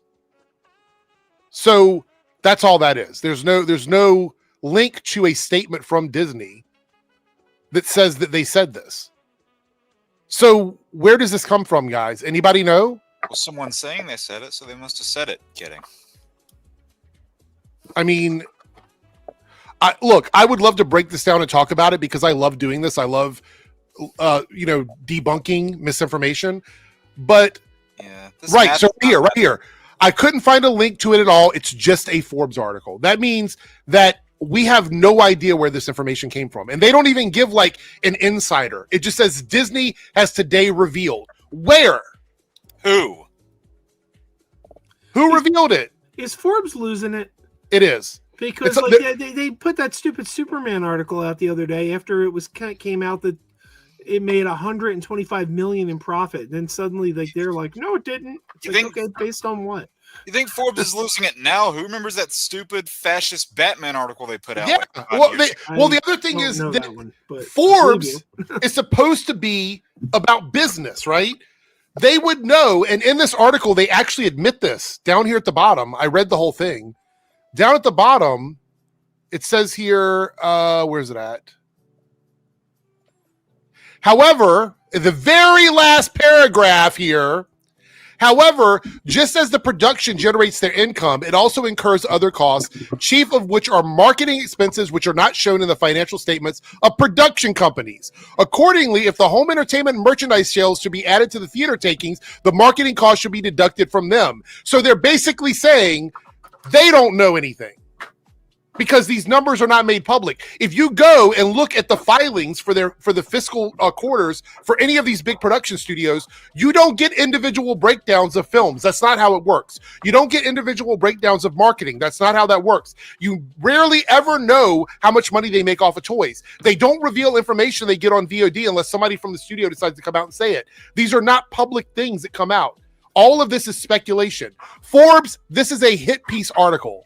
It's a hit piece article. And look, if Disney spent all this money, I would be the first one to be like, that's fucking crazy. That's fucking crazy to spend all that money. the movie made over $1 billion anyway, right? Yeah. I would say that's crazy. But when you make an article like this, it is upon you as an ethical reporter to do your due diligence to make sure that everything you're providing is accurate. And that comes with attribution and making sure that you're linking things correctly. I can't find anywhere where Disney has come out and made this statement. Anywhere. I looked over 3 different articles. None of them connect directly to Disney. So that's my take on it. Who super chatted for that? Thank you for the super chat. It was Naruto. Thank you for that. That's my take on it. Like, what are we doing here? What is going on? All right, so couple. That's what's going on. Yeah, I want to talk about this. Hold on, let me pull this up. Darren, you. Hello. You had some funny commentary about this, but let me find the picture here because it was really funny. We got 2 things we're going to look at about this show, but let's do this. Hold on. Scrolling. I am not prepared. I'm not prepared. Oh, here it is. Okay. All right. So let me do this.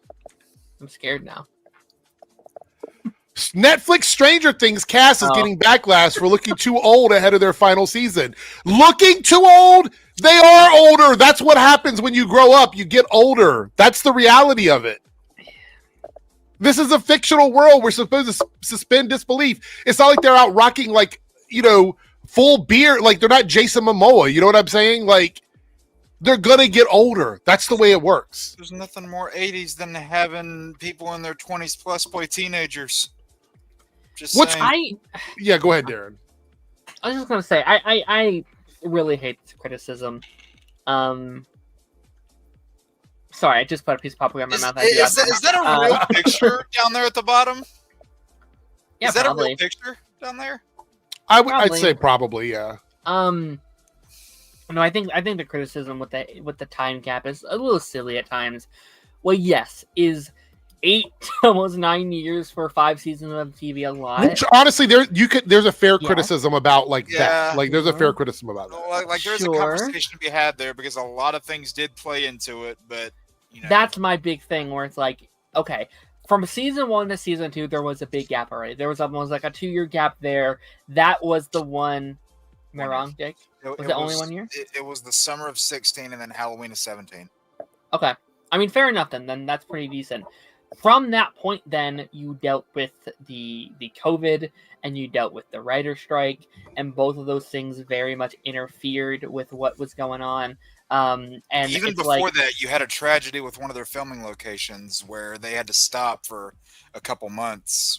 Where I can't remember, but it's either season 3 or 4 that starts with like some sort of tribute to mass tragedy that happened. I remember reading it back then. I would have to pull up the article to find it, but I know that was another thing that slowed them down. Yeah, I mean, again, it's really easy to hate on this current era of TV and be like, it shouldn't be taking this long to put out season. And listen, I understand. I truly do. I love yearly TV, but these things, especially on this scale, is unavoidable. Especially when you produce stars as the way you did. Like these after you did those first 2 seasons, these actors blew up, especially Millie and especially Finn Wolfhard. Both of them were booking Godzilla and booking all these other Netflix projects. And I'd say Sadie too. Sadie Sink was doing a lot of stuff. Finn was doing 2 Ghostbusters movies, really. So like they're doing a lot, and I think I am glad the show is ending, for we can finally all right, it's out, it's done. You can shut up about it taking so long to come out. I think it's just kind of the run of the cards at this point. I think you have to take it as it goes, and this is the cards that they've been dealt. And I think considering they've had a great run, like there still has not been, in my opinion, a bad season of Stranger Things, and I think with what they had to go through, they easily could have. So yeah. I mean, I think the weakest is probably 3, but I wouldn't call it a bad season. Okay, so before we wrap up talking about this, does anybody like the episode with 11 going into the city to meet the other kids? I would have if it wasn't a one-off. I barely remember it. It's been too many years. If not for that episode and the fact that they never did anything with it, if not for that, can I admit something? I actually really liked that episode. I wanted more from it. I know people hate it, but I wanted to see more of that storyline, and they just never did anything with it. That's the thing. That's why I'm frustrated, because I don't hate the episode on its own. I'm just upset they never went anywhere with it, because that's such a fascinating thing that they could either tie into a future season, have its own arc, or revisit it periodically and then have it pay off somewhere, but they haven't done either one of those things. Yeah, and the momentum of that season was just going, and then it stopped with that episode. Yeah. And then I think the finale was either an episode or in the next episode or after that, and it's just like... It was the next one, yeah. And I love season 2, but man, that episode, it's frustrating. But like, also, I think it's blown way out of proportion. Like, it is easily my least favorite episode of the whole show, but like, people act like that episode killed their mother and like, you know, fried their dog. It's like, again, like one bad-ish episode or even just mid-episode doesn't drag down the whole season. And not for me. I don't feel that way at all. Yeah. I don't even know if I'd call that one the worst, to be honest. I don't know. There's a lot of people who think it is. It's the only episode I don't like. Yeah, I was gonna say, a lot of people have told me that they don't like it. I like it though. I think it's a good episode. I just never follow up on it. I don't know. Mine would probably be like one of those early season 3 episodes. Season 3 is in my top 2. I love season 3. That's fair. I mean, I don't dislike it either. It's my least favorite out of the 4, but I still enjoyed the season. I think season 4 was my least favorite season. Too much spinning our wheels. That's my favorite season. That's my hot take. I think each season gets a little better. Really? But like that, I am in the minority with that take. I am like on the other side of it, and that's fine. My potentially a harder take. Season 2 was my favorite until season 4 came out, and I love 4, man. I know a lot of people who were not connecting with season 2, but I really enjoy that season. I think 3 is my favorite. It's set in a mall. Everyone has it. Yeah. I love 3 though. I love the vibes of 3. You got Hopper in a Hawaiian shirt. Come on. I do love the mall stuff. All right. So the next one, I haven't used this in a while. So be prepared for loud noises. Well, not super loud, but louder than where we're at now. Because I feel like this topic. This was a requested topic. I talked about it earlier when I was streaming on. By the way, StreamYard now lets you stream on vertical. You can do like a shorts live stream, which I tried earlier, which is kind of cool. But I talked about this briefly there. We're going to talk about it here, and then we're going to move on to the. We have one more trailer I'm going to look at, I think, and then we'll talk about the leak stuff from Comic-Con. Here we go. But you said that was loud. Well, it wasn't super loud, but you know, people always complain. Anyway, I made that for a while because I'm like, any topic that's super edgy, I was going to throw that little graphic up. I'm very bad about using all those little things that I have created. Anyway, all right. So this is about J.K. Rowling and a Harry Potter project that I was not aware of. I didn't even know this project existed. Keira Knightley said that before joining the voice cast of Audible's Harry Potter, the full cast audio editions. I don't know what that even is. It just reading the books? Is that all it is? It's just they're telling the story from the books and they're just reading from the books. First I'm hearing of it. I'm guessing what it is. She was not aware of the fan boycott of all things Harry Potter over J.K. Rowling's statements about the transgender community. I'm going to put my foot on both sides of the fence on this because I think it's really interesting here. I think Keira Knightley sits on Twitter and Reddit and reads stuff about J.K. Rowling? No, I don't think she does, right? So I get that part of that. But I can't imagine with all of the stuff that's happened recently that she had not heard a peep of this when she signed up to be on this in this book. Like, even that's been going on, not just recently. Right. So whether or not she has a problem with it, I don't know if I believe that she didn't know about it. Like, I feel like she had to at least have heard something. Maybe not specific details. Like, maybe people didn't say this is exactly what J.K. Rowling was doing, but just the fact that the controversy existed, I think that's a little weird. And around the time whenever Hogwarts Legacy came out, it was blowing back up. Cody says pretty much, yeah, it's already fully recorded. So it is just a reading of the series. Okay. I can't wait to hear how that one line in Goblet of Fire is read. Oh my gosh. And then she goes on to say, which by the way, I want to point out, There's a full interview here with her in Variety, and Variety's been running this quote for the last 24 hours. Like, this has been the quote they've been running. They know what they're doing. They know what they're doing. And we're here talking about it because they know what they're doing. Kira says, I think we're all living in a period of time right now where we're all going to have to figure out how to live together. I don't disagree with that. I do understand where she's coming from that, but I think it's misguided based on the next part of the statement. Aren't we? ? And we've got very different opinions. That's the part where I'm like, okay, I hope we can all find respect. Please point that towards J.K. Rowling. Like, if you want us to all live together without fighting and have common decency for each other, you need to say that to the person that you say you didn't know was the problem starter. You know what I'm saying? Am I right here? Am I right about this? We cannot be...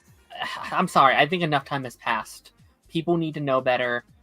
We cannot keep giving excuses to bigots. Like, that time is over. That time has passed. I think people have been giving enough chances, and I think we are giving them more respect and more honor than they deserve. Every time I do this, I'm saying too little about it. You know what I mean? Should I be more aggressive about it? I don't know, because I didn't take her as being this kind of person. Maybe this was how she always has been. Maybe she's always said stuff like this. I don't know. Back in the day when she was in... Wait, was she in the first prequel or the second one? Which one was she in? In the prequels, she was in the first one. Okay. Because she played Cebu, whatever. She played Padme's, bodyguard double. Yeah. Double Amidala. She looks a lot like Natalie Portman, by the way. So, I mean... that was the thought. Yeah, that was probably the thought that they went into it with. But I will say this, all of the anger, and I will keep repeating myself on this point. When you are as rich as J.K. Rowling is, you choose to be hateful. You choose to be hateful. Because if I had that much money, I would not be talking about anybody's shit. I would be living my life and being happy, drinking as much as I want to drink, taking as many trips I want to take. I would not be concerned with culture war shit on Twitter, which is where this all started. How do you have that much money and you spend all your days arguing with people on Twitter? That's the weird thing. I look, and I'm not even a big Potter fan, but when I see those movies or the little I've read of those books, it's very much the anti thing of what she keeps on spewing about these past few years. So it's just are you subconsciously a left wing liberal and whatnot, or what's the deal with it? And I don't know, Keira Knightley. I don't know how much she's aware of the news or of social media or of stuff, when I would think, as someone who's been doing it for a while, when I join something, anything, big or small, I would do a modicum of research. Well, that's also what your agent and your publicist should be doing for you as well before you say yes to anything. And especially something as big as Harry Potter, which I feel bad for the Potter fan base who don't think like J.K. because when we think of Harry Potter now, it's the first thing of it's the anti, Star Wars, it's the anti Star Trek of it all right now with the creator, and it's just I mean, I've been able to block a lot of that out. It's people always want to throw that whole mindset out there of and I'm not saying these are blanket things that you can always agree with 100% of the time because it's a very gray area, but people want to throw out, separate art from artists, the story's bigger than one person, those sort of things. And I get it, but that's not always easy to just blindly agree with. Yeah, I'm going to fire back on the idea that her agent should have warned her about this. Her agent's probably out to make money. I mean, if she didn't know about this, the Harry Potter franchise is a multi-million-dollar franchise. Her agent probably didn't want her to know about this. Her agent probably was like, sign. This is a lot of money. We'll make a payday. So then I would say fire your agent. That's like putting you in the line of fire because she would have never had this question if her agent would have prepped her for it. You know what I mean? And that's the other thing. This takes me back to a conversation we had a couple weeks ago about Jimmy Fallon. When Jimmy Fallon made the comment about, I'm keeping my head down. I'm not going to, I got thinking about that after the fact. And I got thinking, what was the context in which this came out? And this with Keira Knightley, what is the context? Did she just volunteer this? Did a reporter stick a microphone in front of her face and go, "Hey, what do you think of this?" Well, there was an interview about some upcoming stuff, but let me double check to see how I believe it's about her new movie for Netflix called The Cabin and something. It's a new Netflix movie. Because my thinking is some of these things are poorly worded. Like, I hope we can. Yeah, I agree. That's a dumb comment. But if she wasn't expecting that question and she had like a second to think of it, sometimes you go back and you go, that's not what I would have said if I had really thought about it. Here's the whole thing. Let me highlight it here. In a recent interview with Decider, Keira Knightley said that prior to joining, this is literally what it says. It's just the quote. Okay. So I don't know what else was said here. That's what we just read. But then it goes here, backlash towards Rowling started in 2020. So it's just giving a backstory or whatever to what happened, which we already know. But it says here, no, that's Watson. So no, this is it. This is just, that's the whole quote. So because she was free for lunch or something. I don't know. When I think of scenarios like this, and this idea of like, well, let's just all get along. Like, let's separate our opinions and beliefs, just on the sake of being friendly. Like, I always think of this analogy when it's like, all right, if you let a bunch of wolves into a den with sheep just because of let's all get along together, there aren't going to be many sheep left by the end of the night, right? Well, we are playing by rules that they are also not playing by. And I would love the idea that we could do this, but when you say the term, this is when I hear this word, it triggers me. I'll admit it's a trigger word for me. Yeah. Opinion. Yes. Human rights are not an opinion. Yes. Like, we're talking about like legitimate human rights shit.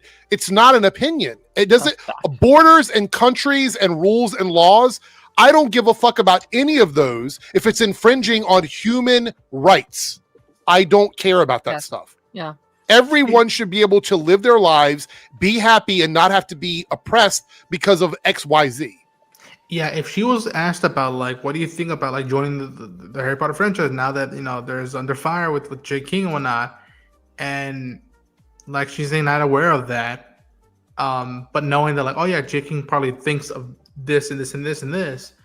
Yeah, something as simple. And again, I don't know how I would do it, but be like, I am a Harry Potter fan, but I don't agree with J.K.'s thoughts. And again, that's a way to be like, yo, I don't agree with what she says, but I still want to be part of the story.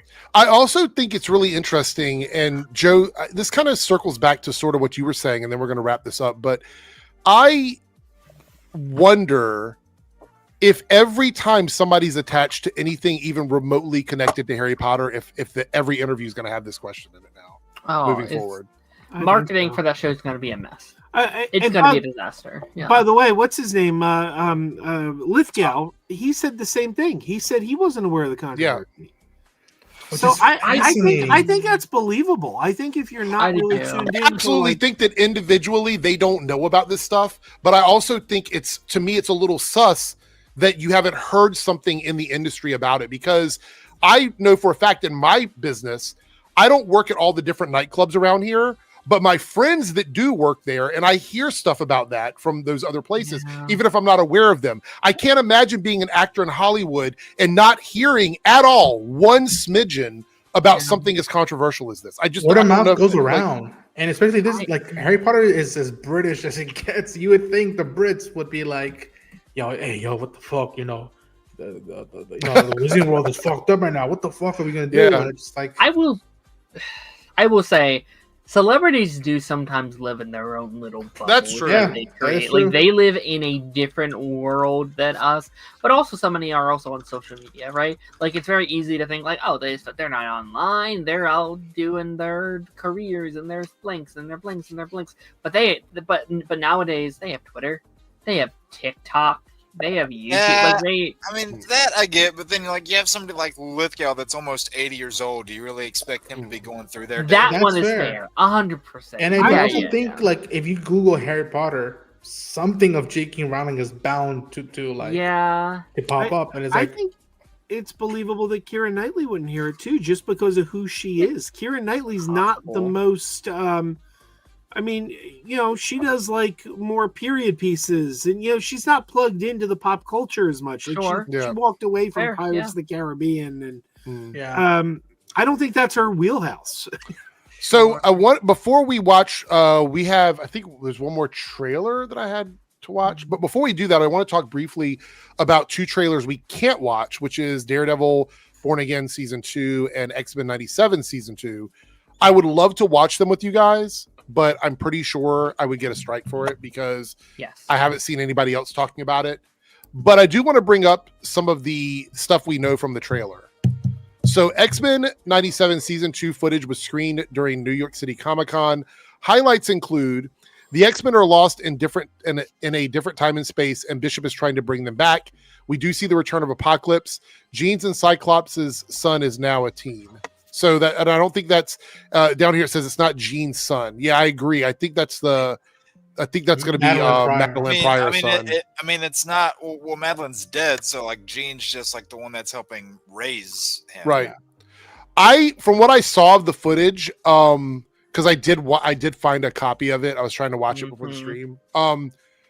I'm really excited for it. We get the Grant Morrison, Frank Quietly designs and run partially, which Bo DeMeo did say they were going to be using that for season 2. Yeah, that's a little bit worrisome for me personally, because I really don't like the Frank Quietly. I don't like Frank Quietly's art either. I know a lot of people do. I don't like it. And the only art of his I like is one particular DC story, and we've already talked about that. All-Star Superman. That's the only one. That's the only one. Yeah. I'm gonna buy the omnibus pretty soon. I'm looking at it down. And maybe that's a hot take, but whenever you see them get into these suits here at the end of season 1, people thought that a lot of these suits were upgrades, but then I saw them kind of knocking on the Cyclops and Jean suits. Now, I love the Cyclops look with the chest strap and the open hair, but I fucking love this Cyclops design. It's like that one and this. This is my favorite one. This is my favorite Cyclops design, next to the one from the 90s. So what I love about this design is that it's different. It's not astonishing, because what Astonishing did is that it was all blue. There were no yellow trunks, and it was the pair of yellow lines going all the way down. Yeah. This was the classic one from before 90s. That's the one from the relaunch in 1975. Yeah. Giant size. Yeah. Okay. Also, we got to see Daredevil Born Again Season 2. My girl is back, baby. Jessica Jones. I was so excited to see her in that trailer because we knew she was coming back anyway. I mean, it's pretty much the worst kept secret. But when I saw her, I was like, oh my God. I have to say, I'm so excited for what this means for Marvel TV if we're going to bring all these people back into the fold, because the Netflix shows, that universe was one of my favorite little pocket Marvel universes. That was special. I really do believe what we are doing, and I said this over on my stream earlier, but I think what we may be doing is that, okay, you introduced Punisher and Born Again Season 1 shortly after you announced the special presentation. I would not be shocked in the slightest if sometime later this year they announce, Jessica Jones special presentation 2027, whatever, a couple years down the line. A Luke Cage and Iron Fist special presentation. Heroes for Hire. 2029. Oh my God, give me Heroes for Hire. Give me Daughters of the Dragon. I want all of it. Oh yeah. I want all of it. I could be wrong, but did you guys see that Christine Raider's Instagram? She posted a little bit of the trailer. She leaked it. Yeah, it was her. Because she's excited. We're all excited for it. Like, we all want to see the shit. I'm a fucking shill. I got my shill sweater on. I want it all of it. Feed me, Seymour. I want more. That was I actually would not be shocked if that was Jesus.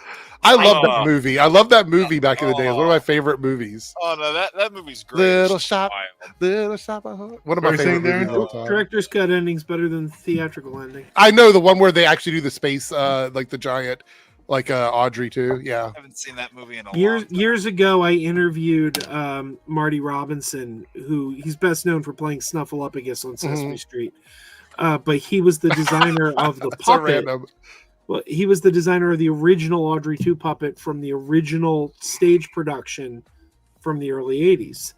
And I asked him which ending he preferred. And he said the play ending, the director's cut ending. He said, you can't make a deal with the devil and have a happy ending. Right. I need to see. I don't think I've ever seen the director's cut ending for it. So I have to go check that out. I don't think I've ever seen that. I remember as a kid just loving that movie. I watched it so many times on VHS. So Darren, you sent this over. Matter of fact, I'm going to put a bookmark here because I might use this later on. But this is the upcoming Marvel Disney Plus releases in 2026. So we have Wonder Man on, this is updated, obviously. Wonder Man, January 27th, 2026. Daredevil Born Again Season 2 in March of 2026. X-Men 97 Season 2, summer of, it's going to be a summer show. I'm so excited for that. Yeah.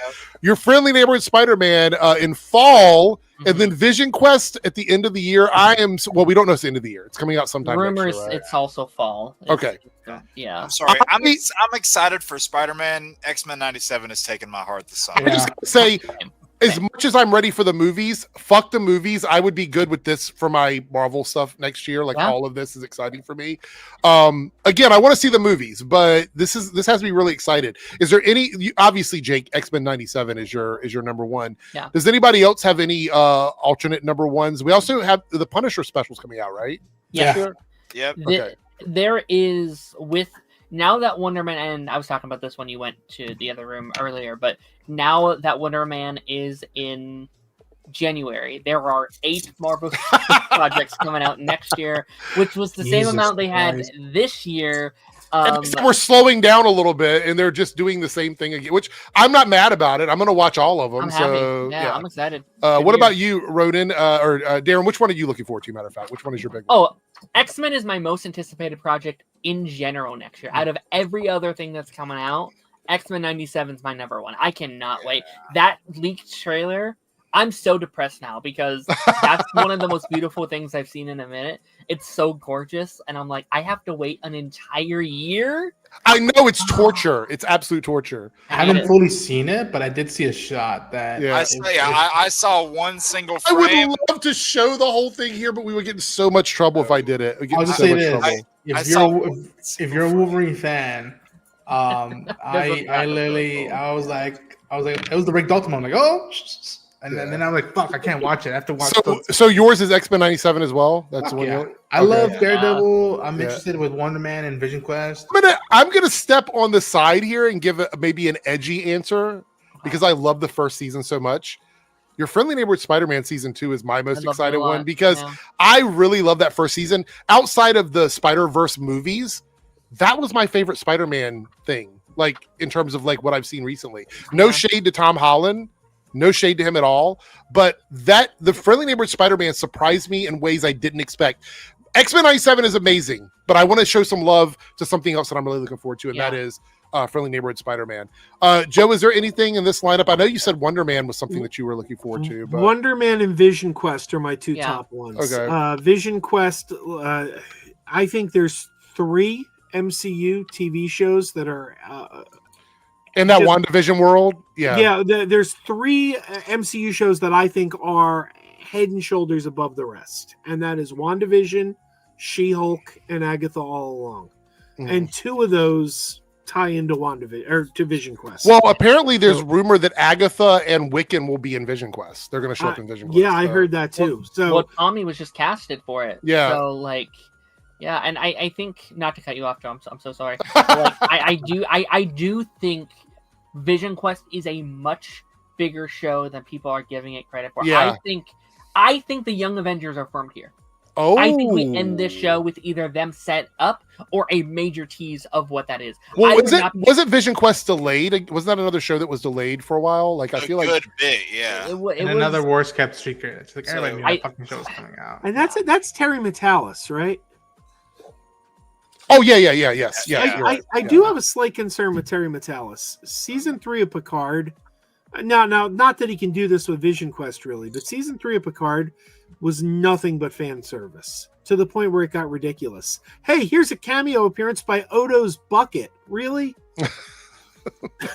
But we're getting no strings. I don't know. On the 2, Jarvis is back from Agent Carter. Oh, yeah. The BatFam trailer. That's what I was going to look at. We have the BatFam trailer. So not Invincible? No, it's kidding. Wait, Invincible trailer dropped? Yeah. It's a teaser. It's a teaser, but it's not one of those like table. Wait for the trailer. But a shout out to Lee Pace for playing Thrag, which I was like, yeah.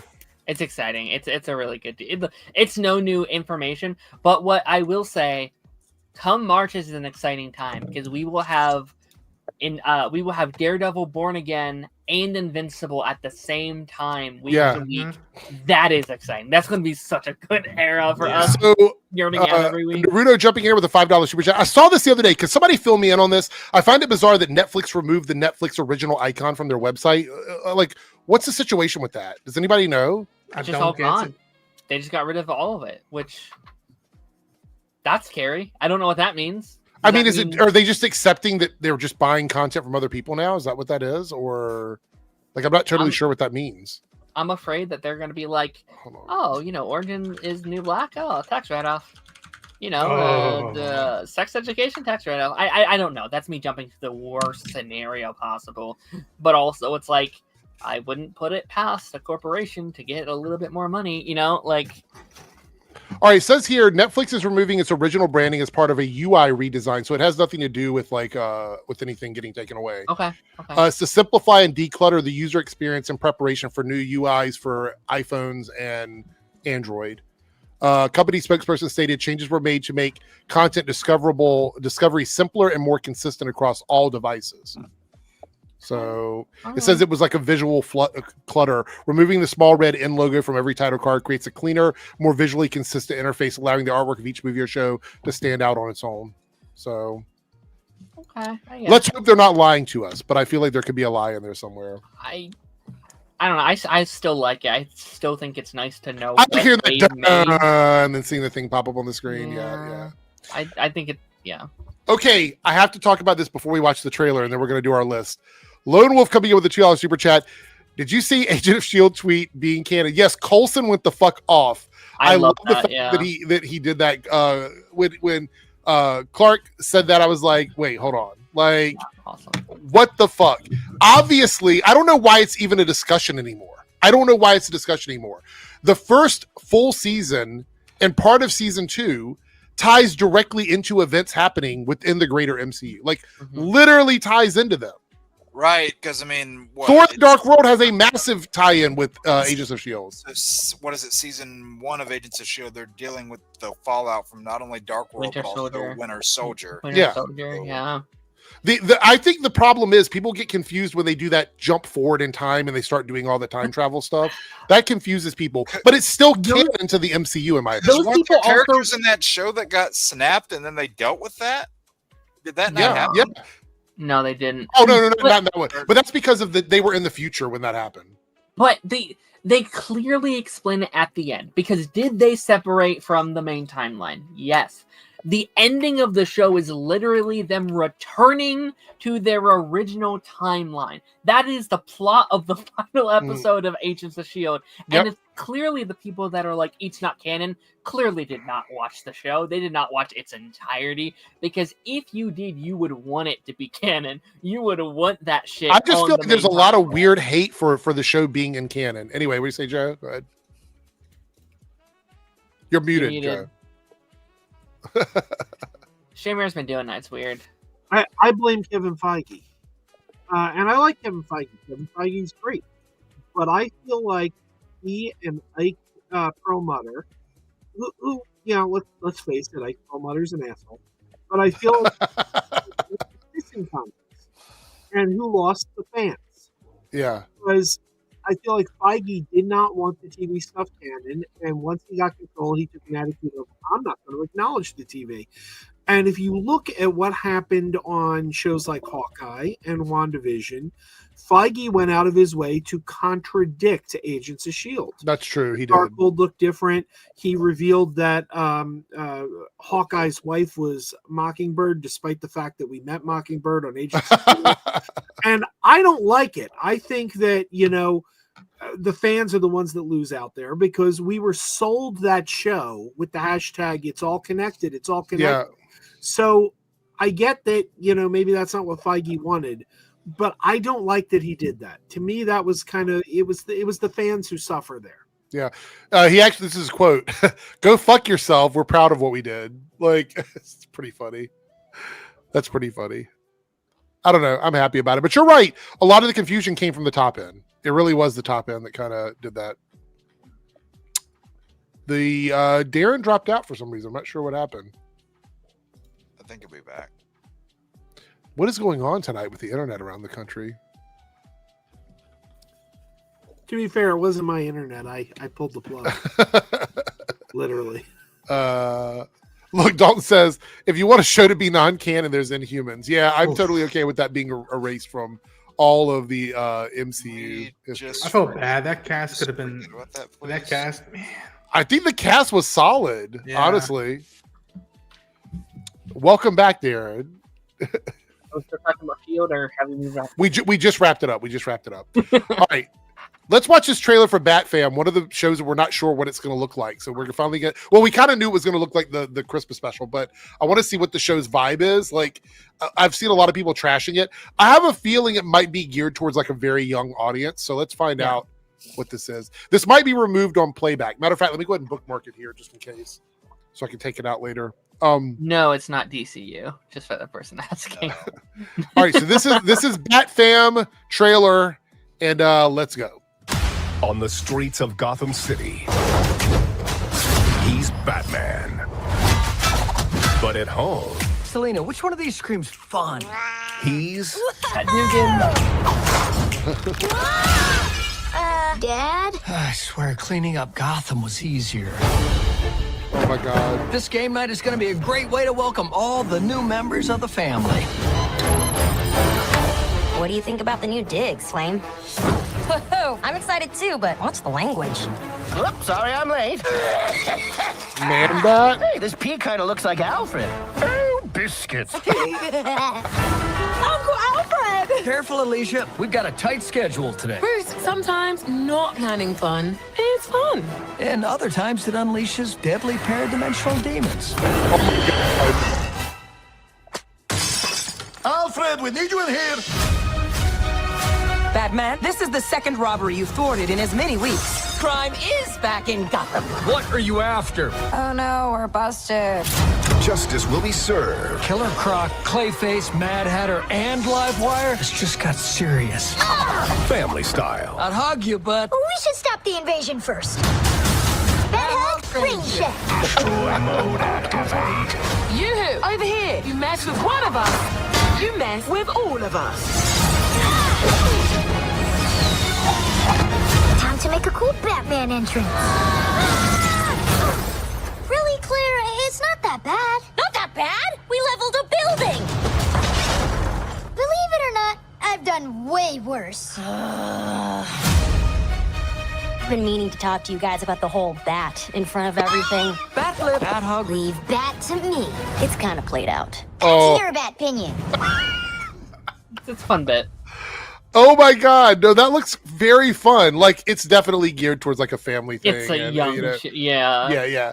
But I thought it's fine. I've seen a lot of like the Chud channels attacking it, and I'm like, it's a cartoon for like basically all ages. So you're mad about this? You're mad about cartoons that have trans people in it? You're mad about cartoons that have like gay people in it? Like, there's nothing they like. Even when it's something like this, they hate it all. They just, I truly believe there's a lot of people that don't know how to have fun anymore.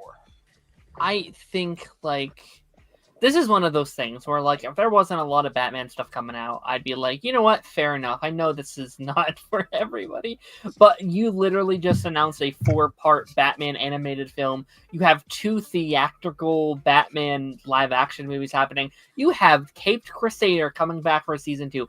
Batman fans are fine. The young children are allowed to have their fun because we have all the other stuff. Also, didn't Aztec Batman come out? Just came out. Yeah. You have things. You're fine. There's so much stuff. What are they angry about? That's a good question, Chevany. Just also came out with that Batman and the Yakuza thing too a few months ago. So that they just did that. I remember a couple years ago people getting really upset about that show Bat Wheels. Oh, I'm like, why do you care? It's like Cars or the show, the Disney movie Cars is popular. Batman is popular. Well, this is for kids. Like, by the way, like Lone Wolf, I totally respect this, but I think the thing is that this is one of those shows that you can just ignore. You don't have to watch it. You don't have to engage with it at all. Yeah. The only reason I'm excited is because I love Pat Dugan from Stargirl, and he's playing Batman here, and I don't know. I can think it's a weird alternate Stargirl dimension. Is it the same one that did it in Merry Little Batman? Yeah. Okay. Yeah, it's I never saw the movie, so what is it? Wilson. Luke Wilson. Luke Wilson. Thank you so much. Yeah. All right. With that being said, is everybody staying around for the for our list? What I lost. I forgot. What was the topic again? We are going to look at franchises where you think the first movie is the best movie out of all of them, and after that, there's nothing you like more than the original. How many do we need? 5? Five. Yeah, I got my favorite. So we can still like the sequels, but not as much. Not as much as the original. The original is your favorite in that franchise. Yeah. Okay. All right. I have a couple that I could do for that. Yeah, I made some backups here too because I had a feeling that some of these might get stolen. We'll see. Especially if your Wheel of Death fucks me over. Who got fucked? Someone in Peacemaker.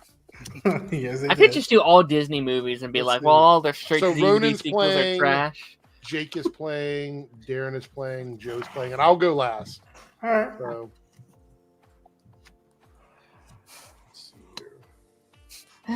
Darren, someone's trying to make a premonition in the comments.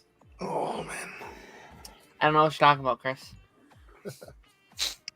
And 3Dub, you're in the chat. So 3Dub, give us your list in the chat when we're done if you want. Like type it out and send it in if you want. Before we do this, we have reached the goal. So let's go ahead and see what the next, well, not the next one, but what we won today. Here were the choices on the list. You guys can vote while I'm reading them out because we hit the goal tonight. Thank you guys so much for all your donations. So these are discussion topics. They're not lists. So basically, these will just be topics where you can bring your own like opinions to the board. The future of the DCU. Okay, we're going to talk about like everything we want, everything we don't want, what our speculations are. We'll look at stuff that's been announced, stuff that may be coming out, but we don't know, things that were canceled. Marvel 2027 and beyond. So what we would like to see and what we predict for the Marvel. Yes. Okay. Ooh, yeah. I like that. Okay. The next one is fidelity or freedom, which works. Basically, when do we keep things the same from one project to the next, and when do we change them? So, if Batman never kills in the comics, does he always do that in the movies, or should we leave a little wiggle room for people to do those things in projects? And what was that, Jake? Say everyone except Pattinson yet has done it. So yeah. The last one is miscast actors in leading roles. So we're just going to talk about the people that we think have been miscast in roles, and we'll do it all sort of like throughout a chat. These aren't lists. So you just write down a few things that you want to talk about, which whichever one wins, right? So guys, go ahead and vote because we're going to be spinning the wheel here in a moment. This is in the Reloaded chat, by the way. Also, if you're looking for some gift ideas, I'm going to shill my shill merchandise. So this is the shill sweater, as you guys can see. It is on my website. You can go buy it there, or the I'm Bored hat, which is also on my website. All of your proceeds go in my pocket. So it's a very good cause. With that, I ain't too proud to beg, as TLC would say. Pizza money. Absolutely. As a matter of fact, I have half a pizza in the other room and I have to pay for it. So it'd be a good time for somebody to buy a sweater right now. I got pizza in the fridge right now. I had pizza tonight. Yeah. Anyway. All right. So let's spin the wheel and then we're gonna see the order. Actually, let's go ahead and figure out which one won. We'll do that first. We will be discussing, according to the chat, with 54% overwhelmingly voted for the future of the DCU. Okay. So we're going to be talking about that. That'll be one of our topics. Damn it. We have to hear Jake talk about Wildcat again. Hey, jury has a verdict. I'll wear the shirt. All right. Let's see. I also want to point out, we didn't talk about it earlier, but did you guys see that Warner Brothers Discovery declined Paramount on buying them out? Yeah. They're like, no, thank you. Yeah, they weren't for sale. Like, this is the first good year they've had in a while. They're not going to sell. Yeah, I don't think they are either. We'll see what's going to happen with that. All right. Let's do the wheel here. That was a big yawn, Ronan. My bad. I will go last, so that way if people take stuff, I will have to change mine. But the last few times, I haven't had to change anything. You guys have left me all of my choices. So we'll see what happens this Not time. this time. Oh, so you're predicting I'm going to lose some? Yeah. All right. Speaking of predicting, who do we think in the chat? Who do we think is going to go first on this list? I'm curious to where the Ronan. I'll say Ronan. All right. Oh, 2 on Ronan.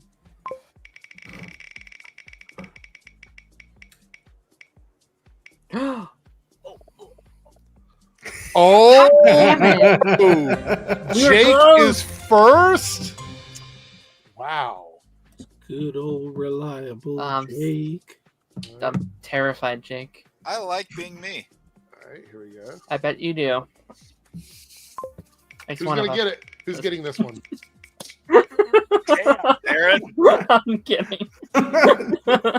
It's amazing. Speed Up says I'm not there. That's why. Ronan is second. I don't have to move Ronan at all. Right? I hope it's Here we Joe, go. where you can just stick the same order. I kind of know one of the choices Darren is going to make, honestly. There it is. And there we go. So we have our order.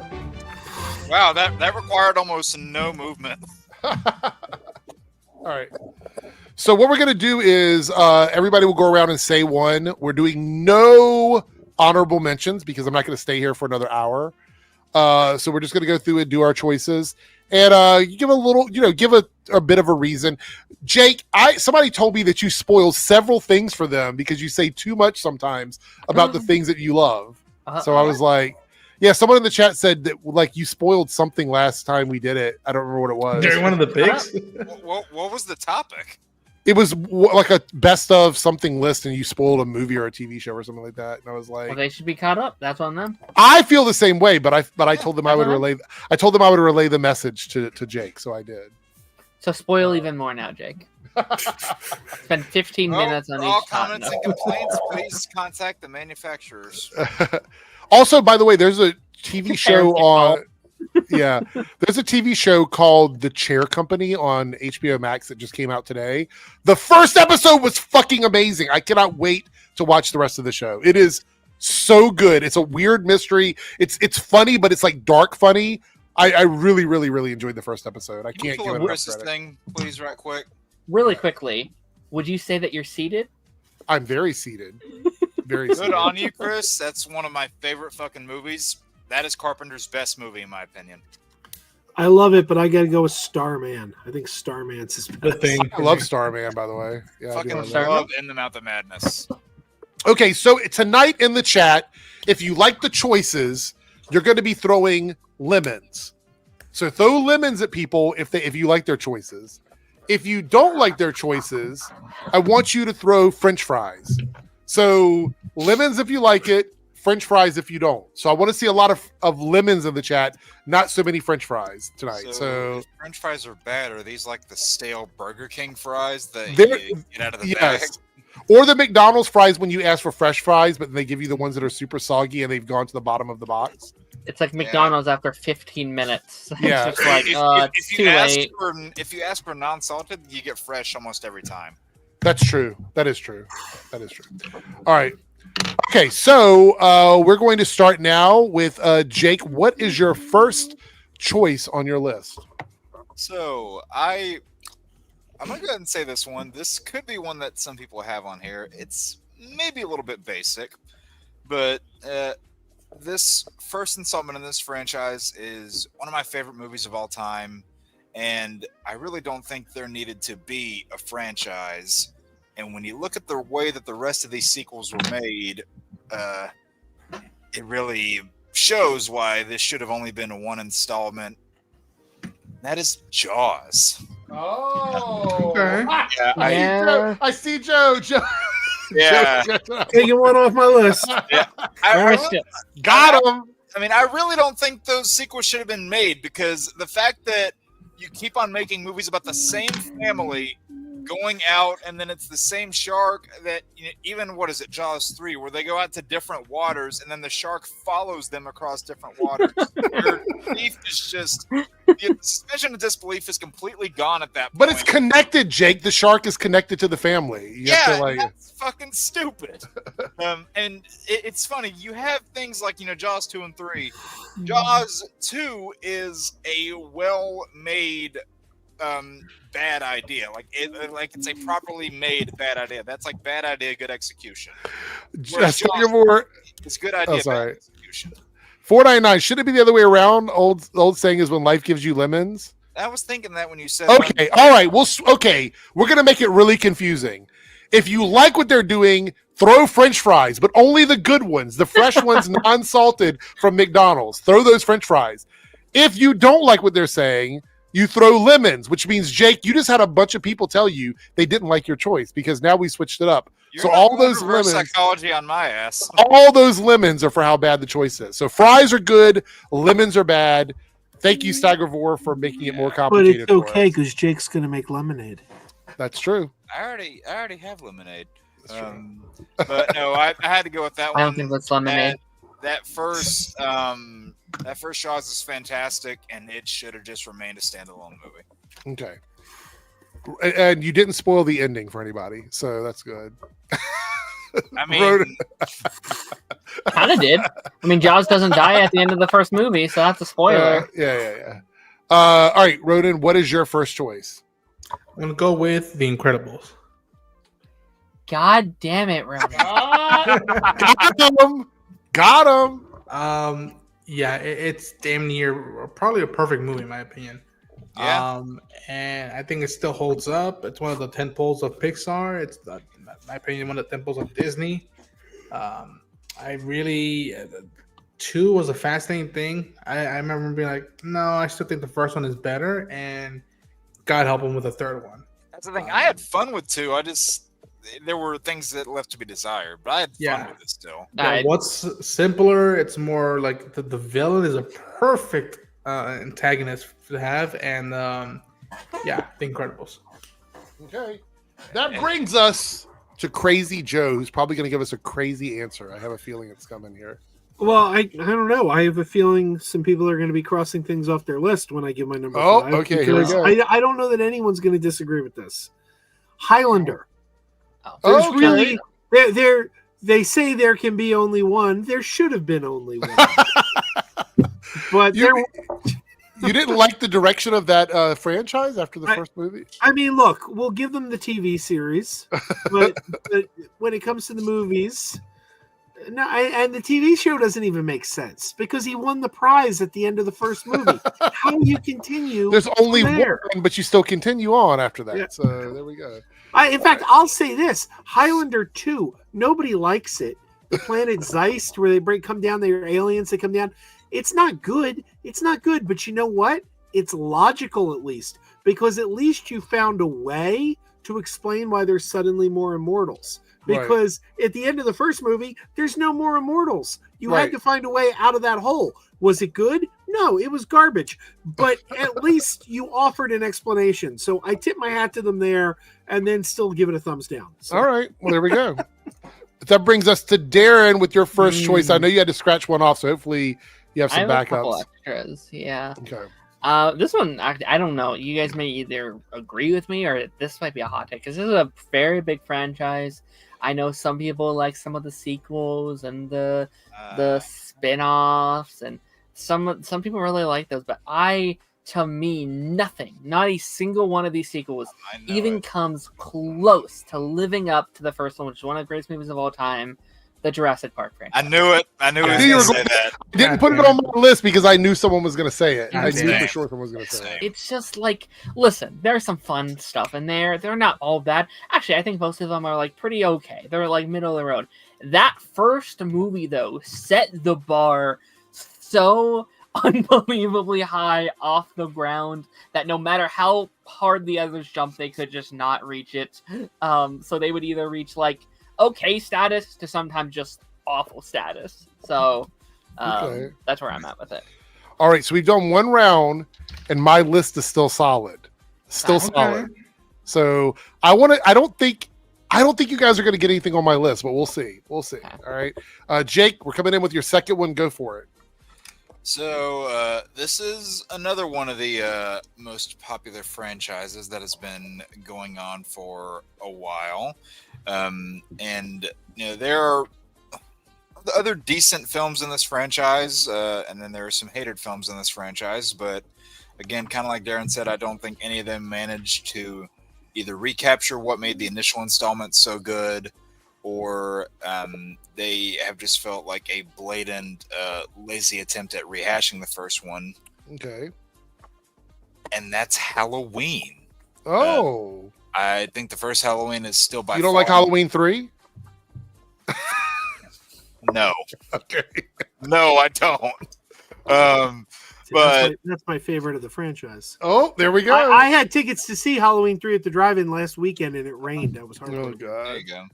No, I think that first film, and there are other films on my list here that I share this same exact sentiment with, but the simplistic nature of it is, I think, what really works in its favor, and the fact that it's standing out from a filmmaking standpoint and its style. And yeah, the narrative is a little bit simplified, but it's the way that it's presented, the way it's shot, the music. I mean, the opening sequence sets the tone right there for the rest of the film, and the way it ends with that shot of Jamie Lee Curtis just sitting on the kitchen floor, and it goes into credits through that. I love the way it transitions.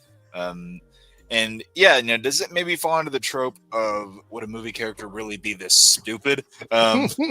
Maybe. I mean, it's not as bad as somebody, trying to crawl through a dog door to escape, but that's different. But no, there are some okay Halloween movies. Then you have ones like Halloween Kills, which, yeah. But no, I love that first film to bits, and it will forever, I think, be my favorite in that franchise. All right, so that brings us to Ronan. I'm gonna go with probably my favorite Spielberg movie, and probably his best, in my opinion, which is Raiders of the Lost Ark. I think it's the best Indiana Jones movie. I'm not saying that the rest are bad, but doesn't get, I think, like I said, like Incredibles near perfect movie. I think Raiders is another one where it's like damn near perfect movie. Yeah. And what a staple of like what the 80s achieved. And I think that movie also gave James Bond a run for its money. I didn't, you know what? I almost put some of those choices that you guys have on my list. I'm glad I didn't though. Like Jurassic Park and Indiana Jones, like they were options for me. Yeah. I go back and forth between Raiders and Temple, but I love both movies. With that being said, Joe, what is your second choice? My second choice is, and by the way, I love most of these movies, but the first one is the best. Ghostbusters. Yeah, I thought about that too. Yeah, I got to go with Ghostbusters. The last one, man, we were talking about Finn Wolfhard. How their Ghostbusters Frozen Empire, really good movie, but too crowded. If they do a Ghostbusters 5, they need to lose some cast members, and I think Finn Wolfhard is one of the ones that needs to go. Because you don't like the walking Statue of Liberty? I do. I love it. I love it. But the first one's the best. Your love is it? Honestly, I loved Afterlife. And for the record, it's not because of women. The only one I don't like is the 2016 film. But I like the other four. I love how misogynistic of you, Joe. I have some issues with Afterlife. or sexist. I don't know which one it is anymore. I just say both of them now. I'm too woke for that. Darren, what is your next option? Oh shit! It is my turn, isn't it?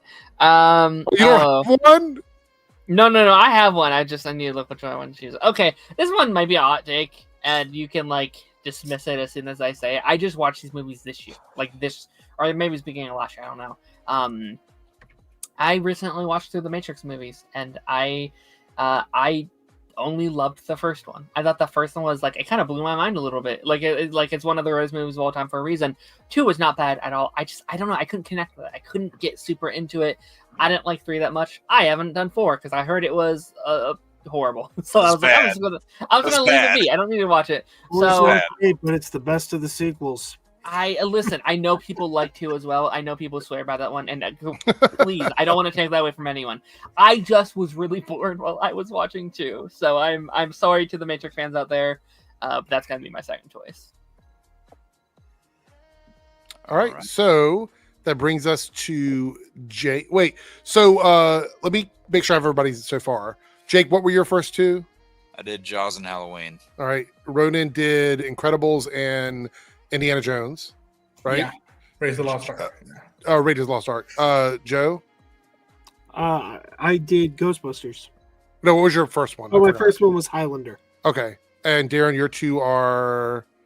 It was Matrix and Jurassic Park. Okay, I'm just keeping track in my head. Okay, there we go. All right, Jake, what is your third one? All right, so this one is based off a book series where there are a lot more books in the series than there were films adapted, which might give it away already. I don't know, maybe. But I'm going with Chronicles of Narnia, Lion, Witch, and the Wardrobe. I think that is by far the best out of the 3 movies. I think the second one I think is decent. I don't think the third one's that good. But I just love the way that the first one is shot from a filmmaking standpoint. Again, beautiful sets, amazing score, compelling set of characters. Liam Neeson as Aslan is great across all the films, really. And the family dynamic between the 4 of them, I think, is really well captured in that movie. I think what loses some of the charm a little bit is I think it's in the third film where Lucy comes close to like wishing herself away, and then they kind of flip that on its head and be like, hey, you shouldn't be doing this because if you wish that you're like your older sister, then you're not going to be who you are. And I don't know, some of that just kind of rubs me the wrong way, especially with what they had gone through in the past prior. But no, that first film I love. That battle sequence is still amazing. I go back and rewatch it, not like constantly, but semi-regularly. Tilda Swinton as the White Witch, love that villain. Again, the aesthetics of her ice layer, I guess, whatever you want to call it, are really well done. And she had a very threatening presence out there in that battle. Aren't they remaking this into a series? Isn't there like a Lion Witch and Wardrobe series coming out? Not a series. Yep. It's a movie. Greta Gerwig's behind it. Right. That's I'm curious to see how that's going to go, or whether or not they'll actually get further in the books. I hear they're starting with the Magician's Nephew. That's the okay. All right. Yeah, because Lion, Witch, and the Wardrobe is the second book, and they made that the first movie. But yeah, I love that first film to bits, and it is definitely my favorite out of the 3. I still like part 2, but 1 is definitely my favorite. All right, Ronan, what is your third choice? I'm gonna go with. Man, what should I go with? I'm gonna go with the first Back to the Future. Oh, I was thinking about that too. That's a good one. That again. People argue whether 1 or 2 is better. I know that's a big toss. Really, I like 2, but it's just I don't know. 1 is just simple. 1 is a good standalone movie. Like you can watch 1 and never watch another one. Yes, that was it. Perfect. I like 2, but I think 1 and 3 are the best. Oh, you like the Old West one? Yeah. Well, I mean, the 3 Back to the Future movies, they are tied for my favorite movie. That when people say what's your favorite movie, I'm like the trilogy. All 3. All right. Well, that brings us to Joe. What is your third choice? Planet of the Apes. Wow. Wait, the OG one, like back in the day, or the more recent? Original? All of them. All of them. Wow. There is no better film than the original 1968 film. I like every Planet of the Apes film except the Tim Burton one. This is bad for Mark Wahlberg, like literally bad for him. But go ahead. Yeah, no. Other than the Tim Burton one, I like every Planet of the Apes movie. but you cannot beat that original Charlton Heston on the beach. Or the Statue of Liberty at the end. That scene is so iconic. Yeah. I can't go to the beach to this day. You can ask my wife. I can't go to the beach to this day without going to the water's edge and dropping to my knees and going, "No, you blew it up!" and throwing my fists down in the sand. Not too long ago, I went to that beach. The reveal is you were on Earth the whole time. Like that's the big reveal. So you maniac! It was a very like nerdy what's a pilgrimage where I went to where they shot it at, and I was just like, holy shit. Yeah. Like, this is where they shot it. And I'm like, God. All right. So Darren, that brings us to you. What is your third option? So yeah, everyone has been predicting the one I'm going to. I know what it is. I'm choosing. People are saying it should be Lion King. It should be Lion King. Is what I would have picked if I was a basic bitch. Oh. That's amazing. Oh, man. YouTube and streamer just pull them for somewhere. That's amazing. Why is it happening? Like, okay, so Joe, I know yours was like a product of your own making, but the timing was so perfect because you were like, and then you were just gone, and then Darren disappears right when he goes basic, and then he's gone. You could not have written a better moment than that. Oh my fucking God. That was hilarious to me. All right. So while we're waiting for him to come back, Naruto with the $5 super chat goes. Man, I think the hyena's got him. Yeah. About to go to bed. My list is Saw, Pirates of the Caribbean. Oh, that's a good one. Nightmare on Elm Street, Karate Kid, and Final Destination. Now, of course, this doesn't affect our panel. They can still pick whatever they want to pick if any of these are on there. But those are good choices. We had another super chat here from Lone Wolf. By the way, have a good sleep, Naruto. Thank you for the donations. Also being number one on the leaderboard. Lone Wolf with the $2 super chat says, what is it? Halloween, The Crow, Taken, Die Hard, and Matrix are Lone Wolf's choices. There we go. Yeah. All right. Return. And what a weird. I said the words B-I-T left my mouth, and I see a error, internet connection has lost. I was like, what the hell? That was the best timing. Yeah. All right. So you're not a basic I'm not a basic bitch. I love all the whoa. I was doing it again. I don't know what happened there. I love most of the Lion King movies so much I can't pick it. I love the original 2, 1.5, and even Mufasa quite a bit outside of the reboot. But I was like, okay, what's a Disney franchise I do not love everything they've done since? And I talked about this last time, actually, I think with one of them. Mulan. Mm-hmm. Mulan has a pretty terrible track record with trying to do new installments. The second Mulan straight-to-DVD movie is one of the worst movies I've ever seen in my life. That is, like, talk about a movie... That bad? I barely remember it. Talk about a movie that just pisses on its characters and who they are at their core. And then they did the reboot which is a little different. I guess it doesn't really count in that area, but they tried to do the reboot in 2019, and I thought that was also pretty bad. I didn't know what it was. It was trying to do 20 different things at once, and it doesn't quite work in that area. But also, I could go down a rabbit hole and say this for like the majority of the Disney movies where they do their theatrical movie and then they do a string of straight to DVD movies and shows. But I'm going with Mulan for this one. And sorry, I dipped out. That's okay. That's funny. Fuck you. That was funny. Harrison here, a member for 1 month. Thank you, Harrison, by the way. Trainspotting and Sinister, I'll shout out. All right. There we go. Shout out to them. Thank you for the member chat. Let's see here. All right. So that brings us to number 2, or your fourth choice, I should say. Jake. So this is one that people might expect coming out of me, just because we've talked about this off and on in conversations in the past. I'm gonna go with a comic book franchise here. You know, this might be the one people are expecting me to pick. It might not be. I know what it is already. Do you? Mm-hmm. Starts with a T. No. Oh, it's not that one? Oh, wait. Or an S. It's either a T or an S, right? You're wrong on both. Oh, my God. So what could it be then? I was thinking of doing the T one. But I'm like, you know what? That's too predictable. People know that's coming. Okay, so I'm completely blown away. What is it going to be? Is it the Wildcat franchise? Darren, don't do that to me. That is the Avengers franchise. Wow. Yeah. That is the hottest of hot takes on this list right now. In some regards, I could see it. I can see it. I disagree. I can see it though. I'm going with that first Avengers movie. I think that movie gives you a lot of bang for your buck. You could watch it without watching any of those prior, Marvel films, and it gives you a good sense of who those characters are, where not they a lemon, not a lemon. I mean, I kind of expected that. I mean, oh shit, you're getting roasted in the lemons. Oh, that's fine. Oh my god, that's fine. I mean, the only argument is Infinity War. Let's be fair.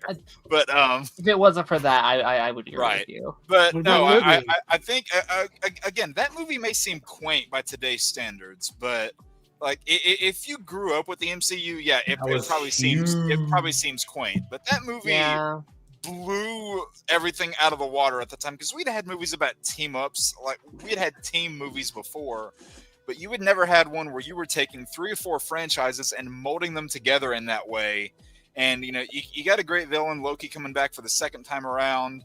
And I don't know, that movie is just such a great culmination of what phase 1 of the MCU was. And, we had no idea it was going to get as big as it was. Like, that was the biggest it had gotten then. And it's gotten, way bigger now. But the simplicity of that movie and how much it works as a standalone film on its own without any of the backing of the rest of the MCU behind it. I didn't know you were a Joss Whedon fan. I can't stand that individual, but I do love that first movie. I didn't know that he was your favorite director. Shit, that's crazy. That is probably my hottest take out of this entire thing. I do love that first film. By the way, anybody watching, this is our list of favorite directors, and Jake just said that The Avengers 1 was his favorite movie because of Joss Whedon. Yeah, Josh Whedon is his favorite director of all time. He said, "Fuck Sam Raimi." No, Darren. I'm going to quote Batflick here. Be very careful with the next thing you say. All right, so that brings us to Ronan. What is your fourth choice? I'm going to keep it with the MCU and with another team movie. I think I'm going to go with Guardians of the Galaxy, number 1. I agree. Okay. Ow! I agree. Okay, hold on. Let me take before you say things. Give me a second. Yes. Okay. All right. Go ahead. I just need a second to take that in. Okay, so I really dig Volume 3. I really dig it, and I am someone who really will defend the holiday special. That one's great. But that's another great example of like if that was the only Guardian we ever got, and then I later saw them in the Avengers, I'm like, good enough for me. You don't even need the Avengers. You could just watch that movie by itself without the Avengers. That's it. Like it was the movie the year I graduated high school. It was the summer movie. It was like.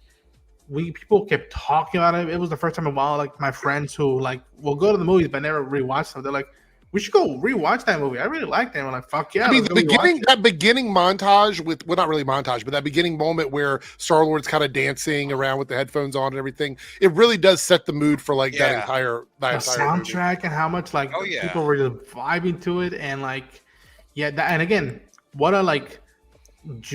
Diamond in their possession that they didn't, I don't even think realize what they have there of like gem and what they can do with characters that are not well known. And I adore that movie. That movie still holds up. It's beautifully shot. Pacing is perfect. The music choice is just on par. It's one of the best examples of like score and a soundtrack just complementing each other. Right. Yeah, makes sense. Yeah, I love that movie, but I'd still go with the second one's still my favorite. There was a discussion about that earlier, or at least they said it was a discussion earlier over on. Fair enough. Yeah, that's my second favorite James Gunn movie after Superman. That's tied with my least favorite James Gunn. Really? Man, I wish I'd heard this discussion. I'd love to know why. You like bad movies. I'm not surprised. Well, it had the best villain of all the Guardians movies. It had the best Marvel villain, quite frankly. Let me stop promo. Let me stop promo and say you can watch our stream and find out. You're talking about Ego, right? Ego is the worst. Yeah, Kurt Russell. You gave a woman cancer just so he wouldn't have to say goodbye to her. Dear God, that is evil. I don't know. Being evil doesn't mean you're a great villain, though. I love that movie so much. Fair enough. All right, so that brings us to Joe. What is your fourth choice? Well, okay. Again, I love all these movies. I love them all. But look, I'm a Philly guy, so I'm going with our national hero, our local hero. I know where this is going. Rocky. Rocky, the Academy Award-winning original. I don't know. film. I think Darren would also argue about Creed, wouldn't you? Didn't you like Creed? That's technically a sequel to Rocky. So. I think 4 and 6 are the best Rocky movies. Wow. Yeah, I think 4 is the worst. Really? I like 4, I love Balboa. Rocky Balboa. Okay, can I just point this out? I love the fact that everything Jake loves as his favorite, Joe hates, and everything Joe loves as his favorite, Jake hates. I just love it. It's amazing. Yeah. Yeah, no, Rocky 1, Rocky 6, and Rocky 2 are my 3 favorites. Rocky 4 is my least favorite because it's basically a music video. But it's still entertaining. I love how I shocked Darren by saying 6. I grew up with 3 a lot. I just don't hear that a lot. Well, Rocky 6 is I love all of phenomenal film. Yeah. I want to point out, you guys have not gotten anything on my list yet. My list is completely safe right now. Rocky's one of my very few franchises where I love every single installment. There's there's lesser ones for me, but I like. look at Ronan and Jay. I like all of them. Yeah, 5's the one I don't love, but. And Rocky 5 is a very underrated film too. It's See, I knew it. It's the weakest one for sure. I'm not saying it's amazing, but 4 is like the. I love it. See, look, this time Jake crashed out. God, I love the crashing out. It's hilarious. It's so funny. All right. With that being said, we're going to bring it to Darren. Darren, what is your 4th choice? My 4th one. At first, I was going to do this as like a bit, as like my bit answer. But the more I thought, I was like, actually, it's actually really the truth. No one else here is going to give a shit about this answer. Maybe people in the comments will. The Ben 10. Yes, the Ben 10 franchise. I fucking called it. Someone give me money. I was thinking through and I was like, okay, obviously they don't have the greatest track record with their movies. They came out swinging with Secret of the Omnitrix, which was really just 4 episodes of the TV show that they mushed into a movie to sell DVDs. But that movie's incredible. That's a great send-off to the original classic show. And then it made a bunch of not good live-action movies. And they did Destroy Aliens, which is okay. It's solid.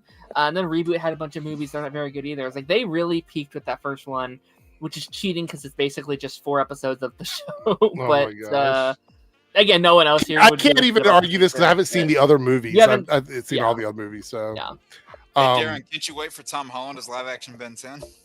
Just 30-year-old, 45-year-old Ben 10. I can't wait. All right. We got a couple of super chats here as we move into our final round with everybody. Remember, anything that anyone picks on these super chats doesn't mean it gets erased from the list here. It only counts if one of us say it. Maestro here at the $5 super chat. Thank you so much, Maestro. Goes Jaws, Jurassic Park, Batman. Which Batman? I guess 89 Batman. I was about to say, is he referring to Tim Burton's? I think he might be referring to Tim Burton's. Okay. Candyman, Tetsuo, the Iron Man. All right. And then we have Reed here with a $5 super chat. Thank you for the contribution, Reed. His list goes Blues Brothers, Bill and Ted's Excellent Adventure. Yeah. Halloween. That was by far the best. We got Halloween there. See Joe shaking. Bogus Journey's the best. Sorry. National Treasure and Jumanji, because we had Zathura, which was like a sequel to Jumanji, and then Jumanji 2. So. I love the beginning of Bogus Journey, and I love the end of Bogus Journey. The middle is fucking boring. Yeah. Oh, I can't agree. Station, man. Station. So this is the last chance for these guys to score a hit on my list because my list is locked in. I don't even have to go to an honorable mention for me because everything I've got on my list has not been touched yet. So you said no honorable mentions tonight, right? Well, no, to replace things. Like I had honorable mentions that I was going to use to replace stuff. I haven't had to do that yet. The closest one was Ghostbusters because I almost put that on my list, but then I thought, no, somebody's going to pick that, so I didn't do it. Yeah. All right, so everybody's coming in with their first choice, their final choice. Jake, what is your last choice? So this may be one that people agree with or not. Maybe it's a hot take. I have no idea because apparently like I've had ones that have started rallies. I've had ones that people have disagreed with. So who knows? This is another one that begins with still one of my favorite movies. And I know what it is. Do you? What does it start with? I'm just kidding. I'm just saying it to fuck. I was going to say, what does it start with? Q. yeah, Quantum quite. No. No, this movie series goes all the way back to the 80s. And they're still making movies about these about this to this day, and a lot of them have been bad. Okay. A lot of them have been bad, and there are 3 really good ones. But the first one is still my favorite, and I might have to clarify on that because I did say 80s. I'm going with the Transformers franchise, and the 86 Transformers is still my favorite of the bunch. You got the touch. You got the power. You got the power. Does it count Transformers 1 though? So yes, I do count that movie. Oh. I'm counting all the animated ones, all the. I was scarred as a child. Oh yeah, when Optimus Prime fucking dies in that movie. I remember being in the theaters crying my fucking eyes out as a kid. Why do you think they put that thing at the end that said Optimus will return? Because everybody was so losing upset. their mind. No shade to Rodimus, because Hot Rod is cool, but Rodimus Prime. I'm sorry, fuck Rodimus Prime. He's the reason Optimus got killed. If Hot Rod wouldn't have gotten away between Optimus and Megatron, he wouldn't have died. No. My favorite was the change they made to the G.I. Joe movie because the kids were so traumatized where they I love the animated G.I. Joe movie too. It's so good. Yeah, because they threw in the phone call at the end where someone goes, "Hey everyone, I just got off the phone. Duke's gonna be okay." Yeah. I do still love Transformers 1. It is my second favorite out of the whole franchise at this point. Fair enough. Like I think. But that very first Transformers movie is your favorite. Yeah, that very first one from 86. I think the only great ones are 86, Transformers 1, and Bumblebee. That's it. I think the first one is watchable. Wait, does Joe not disagree with you on no, this one? I mostly agree with that. I think Rise of the Beast is also pretty good, but now I agree those are the top 3 by far. Wow. Wow. Everyone, we have reached a point in history where Joe and Jake now agree on some films. So this is pretty crazy. I think a lot of the rest of the live action ones just suck.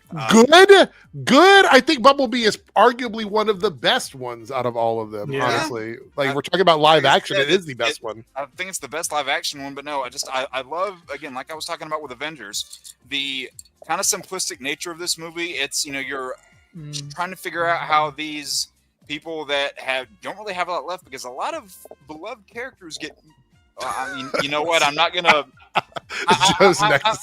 I'm gonna be very careful to avoid spoilers here, just in case Darren wants to go see this. But I don't. Okay. Ow. No, you have a lot of beloved characters from the TV show that get killed in a very very awesome but also very brutal sequence. Yeah. And you're left with like a ragtag group that is trying to find out what they're going to do with their lives, how they're going to continue moving forward, and part of that does resonate with me to an extent. And I love the journey that Magnus takes throughout the movie. Like he doesn't feel worthy of the Matrix of leadership after Optimus gives it to him, and then the whole presence of the Unicron throughout the whole movie as just this big looming threat. Mm-hmm. Love the way that that's structured, all the different alien planets that they visit. That's one of my favorite things about the Transformers lore is all the different locations. The Ark, Cybertron. I don't really want to call Unicron a location, but it kind of is in a sense, even though it's a person. But that one savage planet with all the Dinobots, I love that. I mean, hey, I was trying to preserve his experience, but then he said he don't want. I was see it. So. I tuned out, so you are all good. If I watch it at some point. No, that's fine. Shout out to Daryl for subscribing. Thank you so much for subscribing. That is usually happening during the live stream, so thank you for subscribing. I absolutely love that first movie. I go back to see it pretty much every time they re-release it into a theater because I grew up watching those G1 Transformers cartoons. Me and my old man would watch them on repeat. I still have the DVDs. I have the movie right over there in 4K. And yeah, absolutely. What? His mic got muted. I saw him sitting there just muted. I love that series, and I did meet both Peter Cullinan. Oh shit! And Frank Weckler, as well as Michael Bell, who played Prowl, one of the best Autobots ever, and I will die on that hill. I met all three of them; they're phenomenal people. So yeah, Transformers '86 is my final answer. All right, there we go. I'll say this: I'm more likely to watch that than any of those live action movies. So you're more likely to watch what? You cut out for a second. I'm more likely to watch that movie than any of those live action. Well, that's only like an 80-minute movie, so. Yeah. A little trivia: Michael Bell played Groppler Zorn in the pilot episode of Star Trek: The Next Generation. Yes, he did. All right, Ronan, we are at your final choice here, so go for it. What you got? I'm gonna go with OG numero uno, RoboCop. Oh. I'll be honest, that's not what I thought you were gonna go with. You don't like the ninjas in the third one? It's not your favorite? Oh, fuck that third movie. The little kid drug dealer in the second one. That's not your I will say the third one's better than the second one. They both. Fair enough. But they're not. They don't reach the high bars of the first one. I think that first one was rated the fuck R big time. They don't even reach the middle bar. Yeah, and for those of us who like grew up, a little bit pre-internet, that was a movie where you had to have a cool uncle to be like, yo, watch cable television or VHS or something. Yeah. You did. Yep. And I remember watching it. I'm pretty sure it was my uncles, and they were just like, holy shit. And they're like, yeah, it's awesome. Like, yeah, it's awesome. All right. Just behind the balls, while rescuing. I'm not going to argue against that because I don't think that anything after that first movie ever lived up to the first film. So, just my opinion. All right, Joe. What is your last? By the way, my list is still solid. We got 2 more chances to knock one off my list. So, Joe?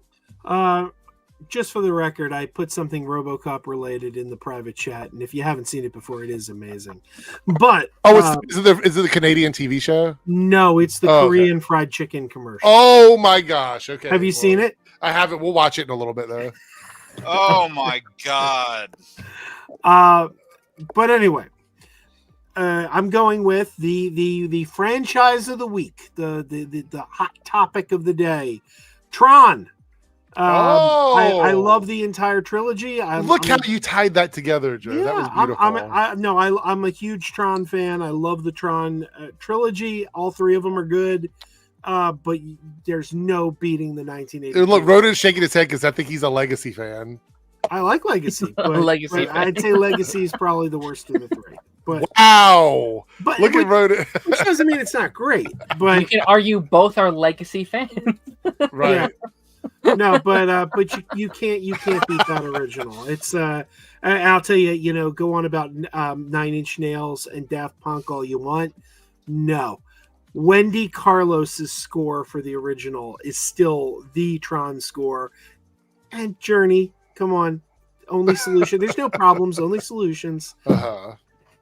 Tron won, man. Tron won. All right. But I love them all.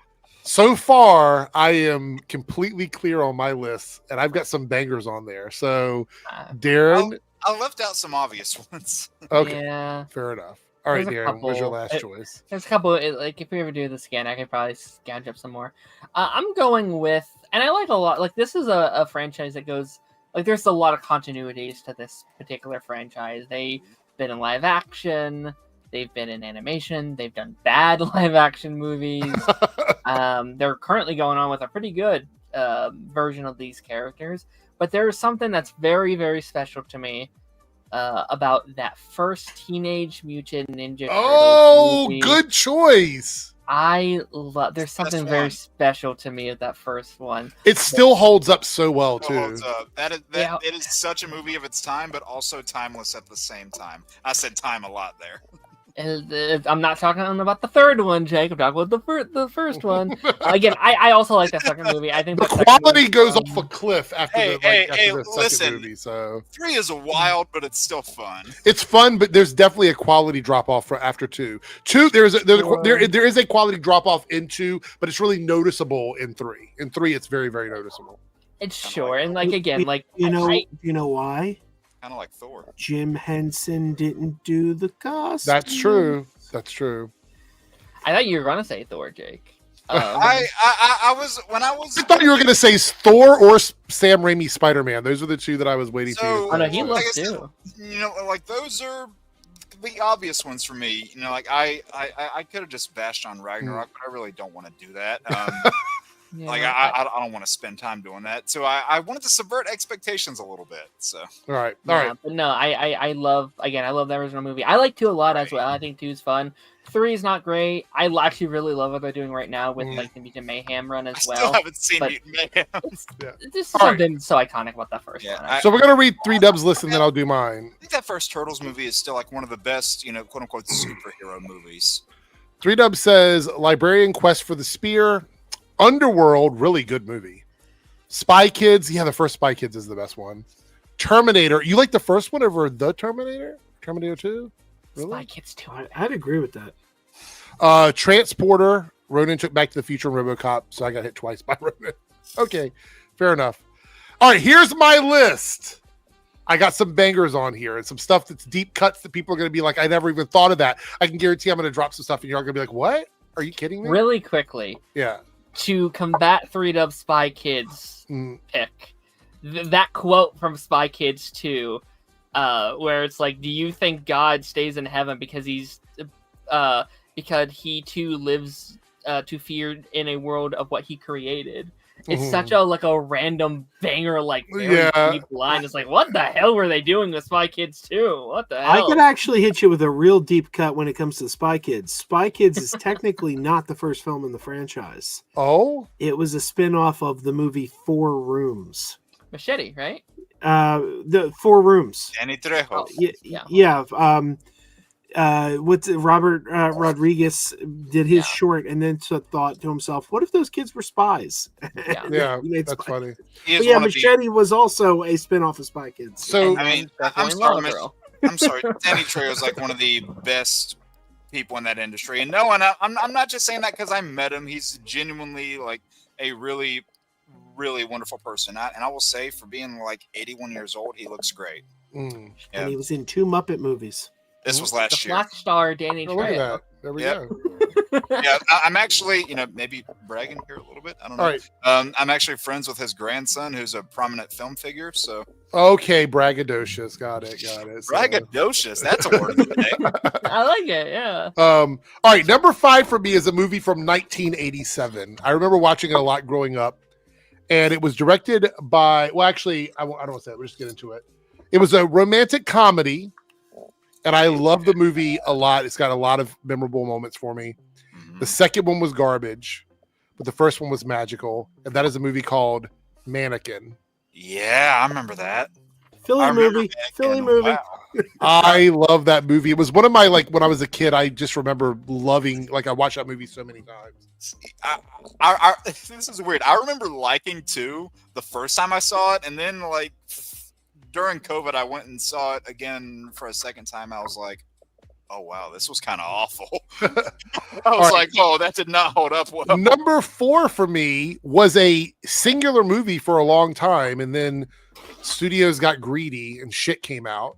I think I know this. That is a movie from 1987. One of the greatest years for movies, in my opinion.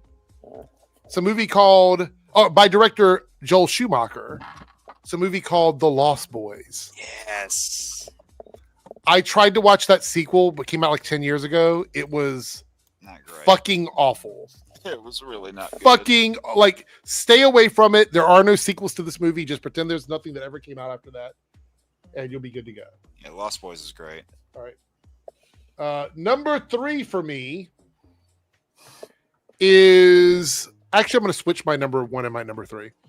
Number 3 for me is a movie from 2009, and although it did have 3 films, I think the first one was the best. And that is a movie by J.J. Abrams titled Star Trek, the reboot that came out. Oh, okay. That trilogy, that was the best movie in that trilogy, in my opinion. Really? I prefer Beyond. I prefer Beyond too, but... A lot of people do, but I still really like that first one. Yeah. I just remember, loving Star Trek so much and going to the theaters and seeing it, and then watching that opening scene really just hit me. And I was like, okay, and I think I've watched that movie so many times afterwards. I've been so disconnected from Star Trek. I haven't seen anything since Beyond. Oh my gosh. Oh man, there's some good stuff. All right. Number 2 for me is predictable. I'm gonna move my number 2 to number 1 and move my number 3 to number 2. So and that is a movie from 1988, another great year for movies for me. A John Landis film called Coming to America. I knew that was on there. This is probably my favorite comedy of all time. No question. I love this fucking movie. I can watch it and quote it all day long. Sexual chocolate all day. I actually have a sexual chocolate t-shirt. I love this movie so much. And I hated the sequel. I know it's not necessarily a bad film. It just was not what I wanted for a sequel to this movie. I wanted something completely different. And so that's what I got. Now, number 1 was tough for me because I do love this trilogy. It's a trilogy of movies. I do love this trilogy. And I think you could argue some of the things in the second and third films are okay. But I think the first one is classic. It's iconic. And it's from 2009. And there's a director who also directed a film about a clown that directed this movie. And that's called The Hangover. That is my number 1 movie. Todd Phillips himself did this movie. And I love the first Hangover. The other 2 are okay. The third one is my least favorite. I think the second one has some funny stuff in it.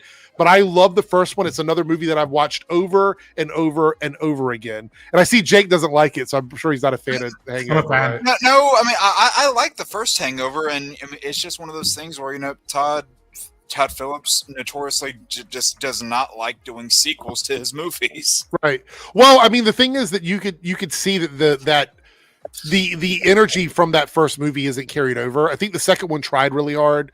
The third one was like a cash grab, 100%. Oh yeah, no, the third one's the weakest. I prefer the third one to the second one because at least it did something different. The second one was the first one all over. Yeah, it's just the first one in Thailand, essentially. Yeah. With a different person missing. I will say this though, I love The Hangover. I do love The Hangover. But does anyone else agree that The Hangover was kind of a complete ripoff of Dude, Where's My Car? I mean, it's essentially a similar plot without aliens. So yeah. I mean, there's that. But those are my top 5, and my the ones that you guys could have taken from me that were in my honorable mentions were RoboCop was one of my possible swap arounds. And I did have Back to the Future listed as one of my options as well, but I didn't put those in my top 5. Those were my backups. Yeah, but I had one in my swap rounds that was brought up in a super chat, but I ultimately didn't go with it. Okay, let's see. Did I get all the super chats? I think I did. Reed was the last one. Yeah, we got all the super chats. Anyway, with that being said, I think we are going to wrap it up. We already did the poll for once. Oh, wait. I want to show that the thing in the private chat you sent. It's a RoboCop Korean commercial. Let me do this. Oh, this is a classic. And for some odd reason, it uses the music from Back to the Future. Really? Yeah. Cameron, I made a video on that. All right, let's see here. Just got to throw that out there. Made a video on what? Cameron asked about the 4-part animated Nightfall movies that are coming out. Oh. You get your thing in Discord. I'll look after this, Lone Wolf. I thought that we had already talked about it because I remember this. I remember this commercial. Oh, all right, here we go. Let's see what this is. Oh no! Lottehem fried chicken.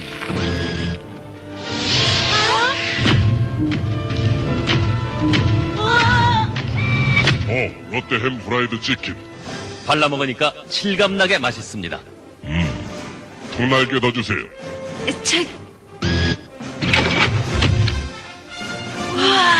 뼈 없는 닭튀김 이건 모를 거야? 뼈 없는 닭튀김. 롯데햄 프라이드 치킨. 롯데햄. It's so weird. Like they use the Back to the Future Part 3 music. Sorry, I don't know if I noticed this back then, but I love how that logo at the end of it, like the thing, it's in the shape of a dumpling. my thing though is also all right, hold on, let's see. Wait, hold on, what the hell? Why is it sped up so quickly? What? You said your thing is, and yeah. Because I'm seeing what Lone Wolf sent me, but it's like super fast on here. Hold on. Yes, he did steal the fridge, Dalton. Did you speed this up, Lone Wolf? The refrigerator was running, so he went and caught it. Darren, you're muted. Oh yeah. Okay, never mind. I see. What were you saying? This is going to be so tough to share because it's in Discord and it's an embedded video. So I don't know how I'm going to share this. Chris shared his list for top 5s. Is there a way to open this on outside of here? He says he sped the recording up to 1.5. Yeah, but it's an embedded video in a DM. I don't think that's easy to share on stream in Discord. I can't share. Weird. I can't share this, Lone Wolf. I'm sorry, because it shows the whole DM, and I can't open it in a separate tabs. Why don't you send it normally to Twitter? You shouldn't have to because it's a 4-minute video. You can't share a 4-minute video in DMs. It's like 2 minutes. On Twitter, max. Really? It's a 2-minute max. I thought. Oh, okay. Yeah. You'd have to upload it to YouTube or something, and you can try. As far as I know, on Twitter, it's a 2-minute limit on videos. Okay. But we'll see. We can see. Whose list are we looking at here? Chris's? Yeah, he showed his.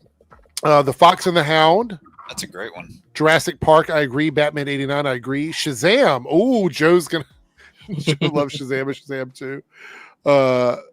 Back to the Future is still #1 sci-fi film of all time. I wouldn't argue against that.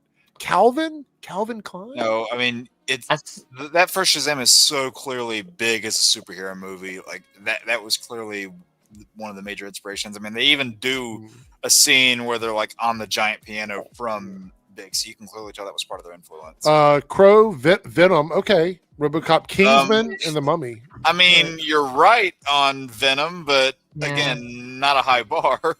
Candle said it's pouring in LA. Hardly happens here. Have a great night, guys. Is that near you, Ronan? Aren't you in? Yeah, I got some rain too as well. Okay. We had rain for like 3 straight days. This is the first day it's let up. Have a good night, Darth Zen.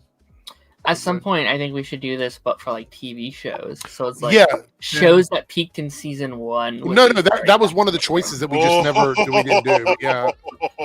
Me and Jake are fighting for. Yeah, we're racing for Flash.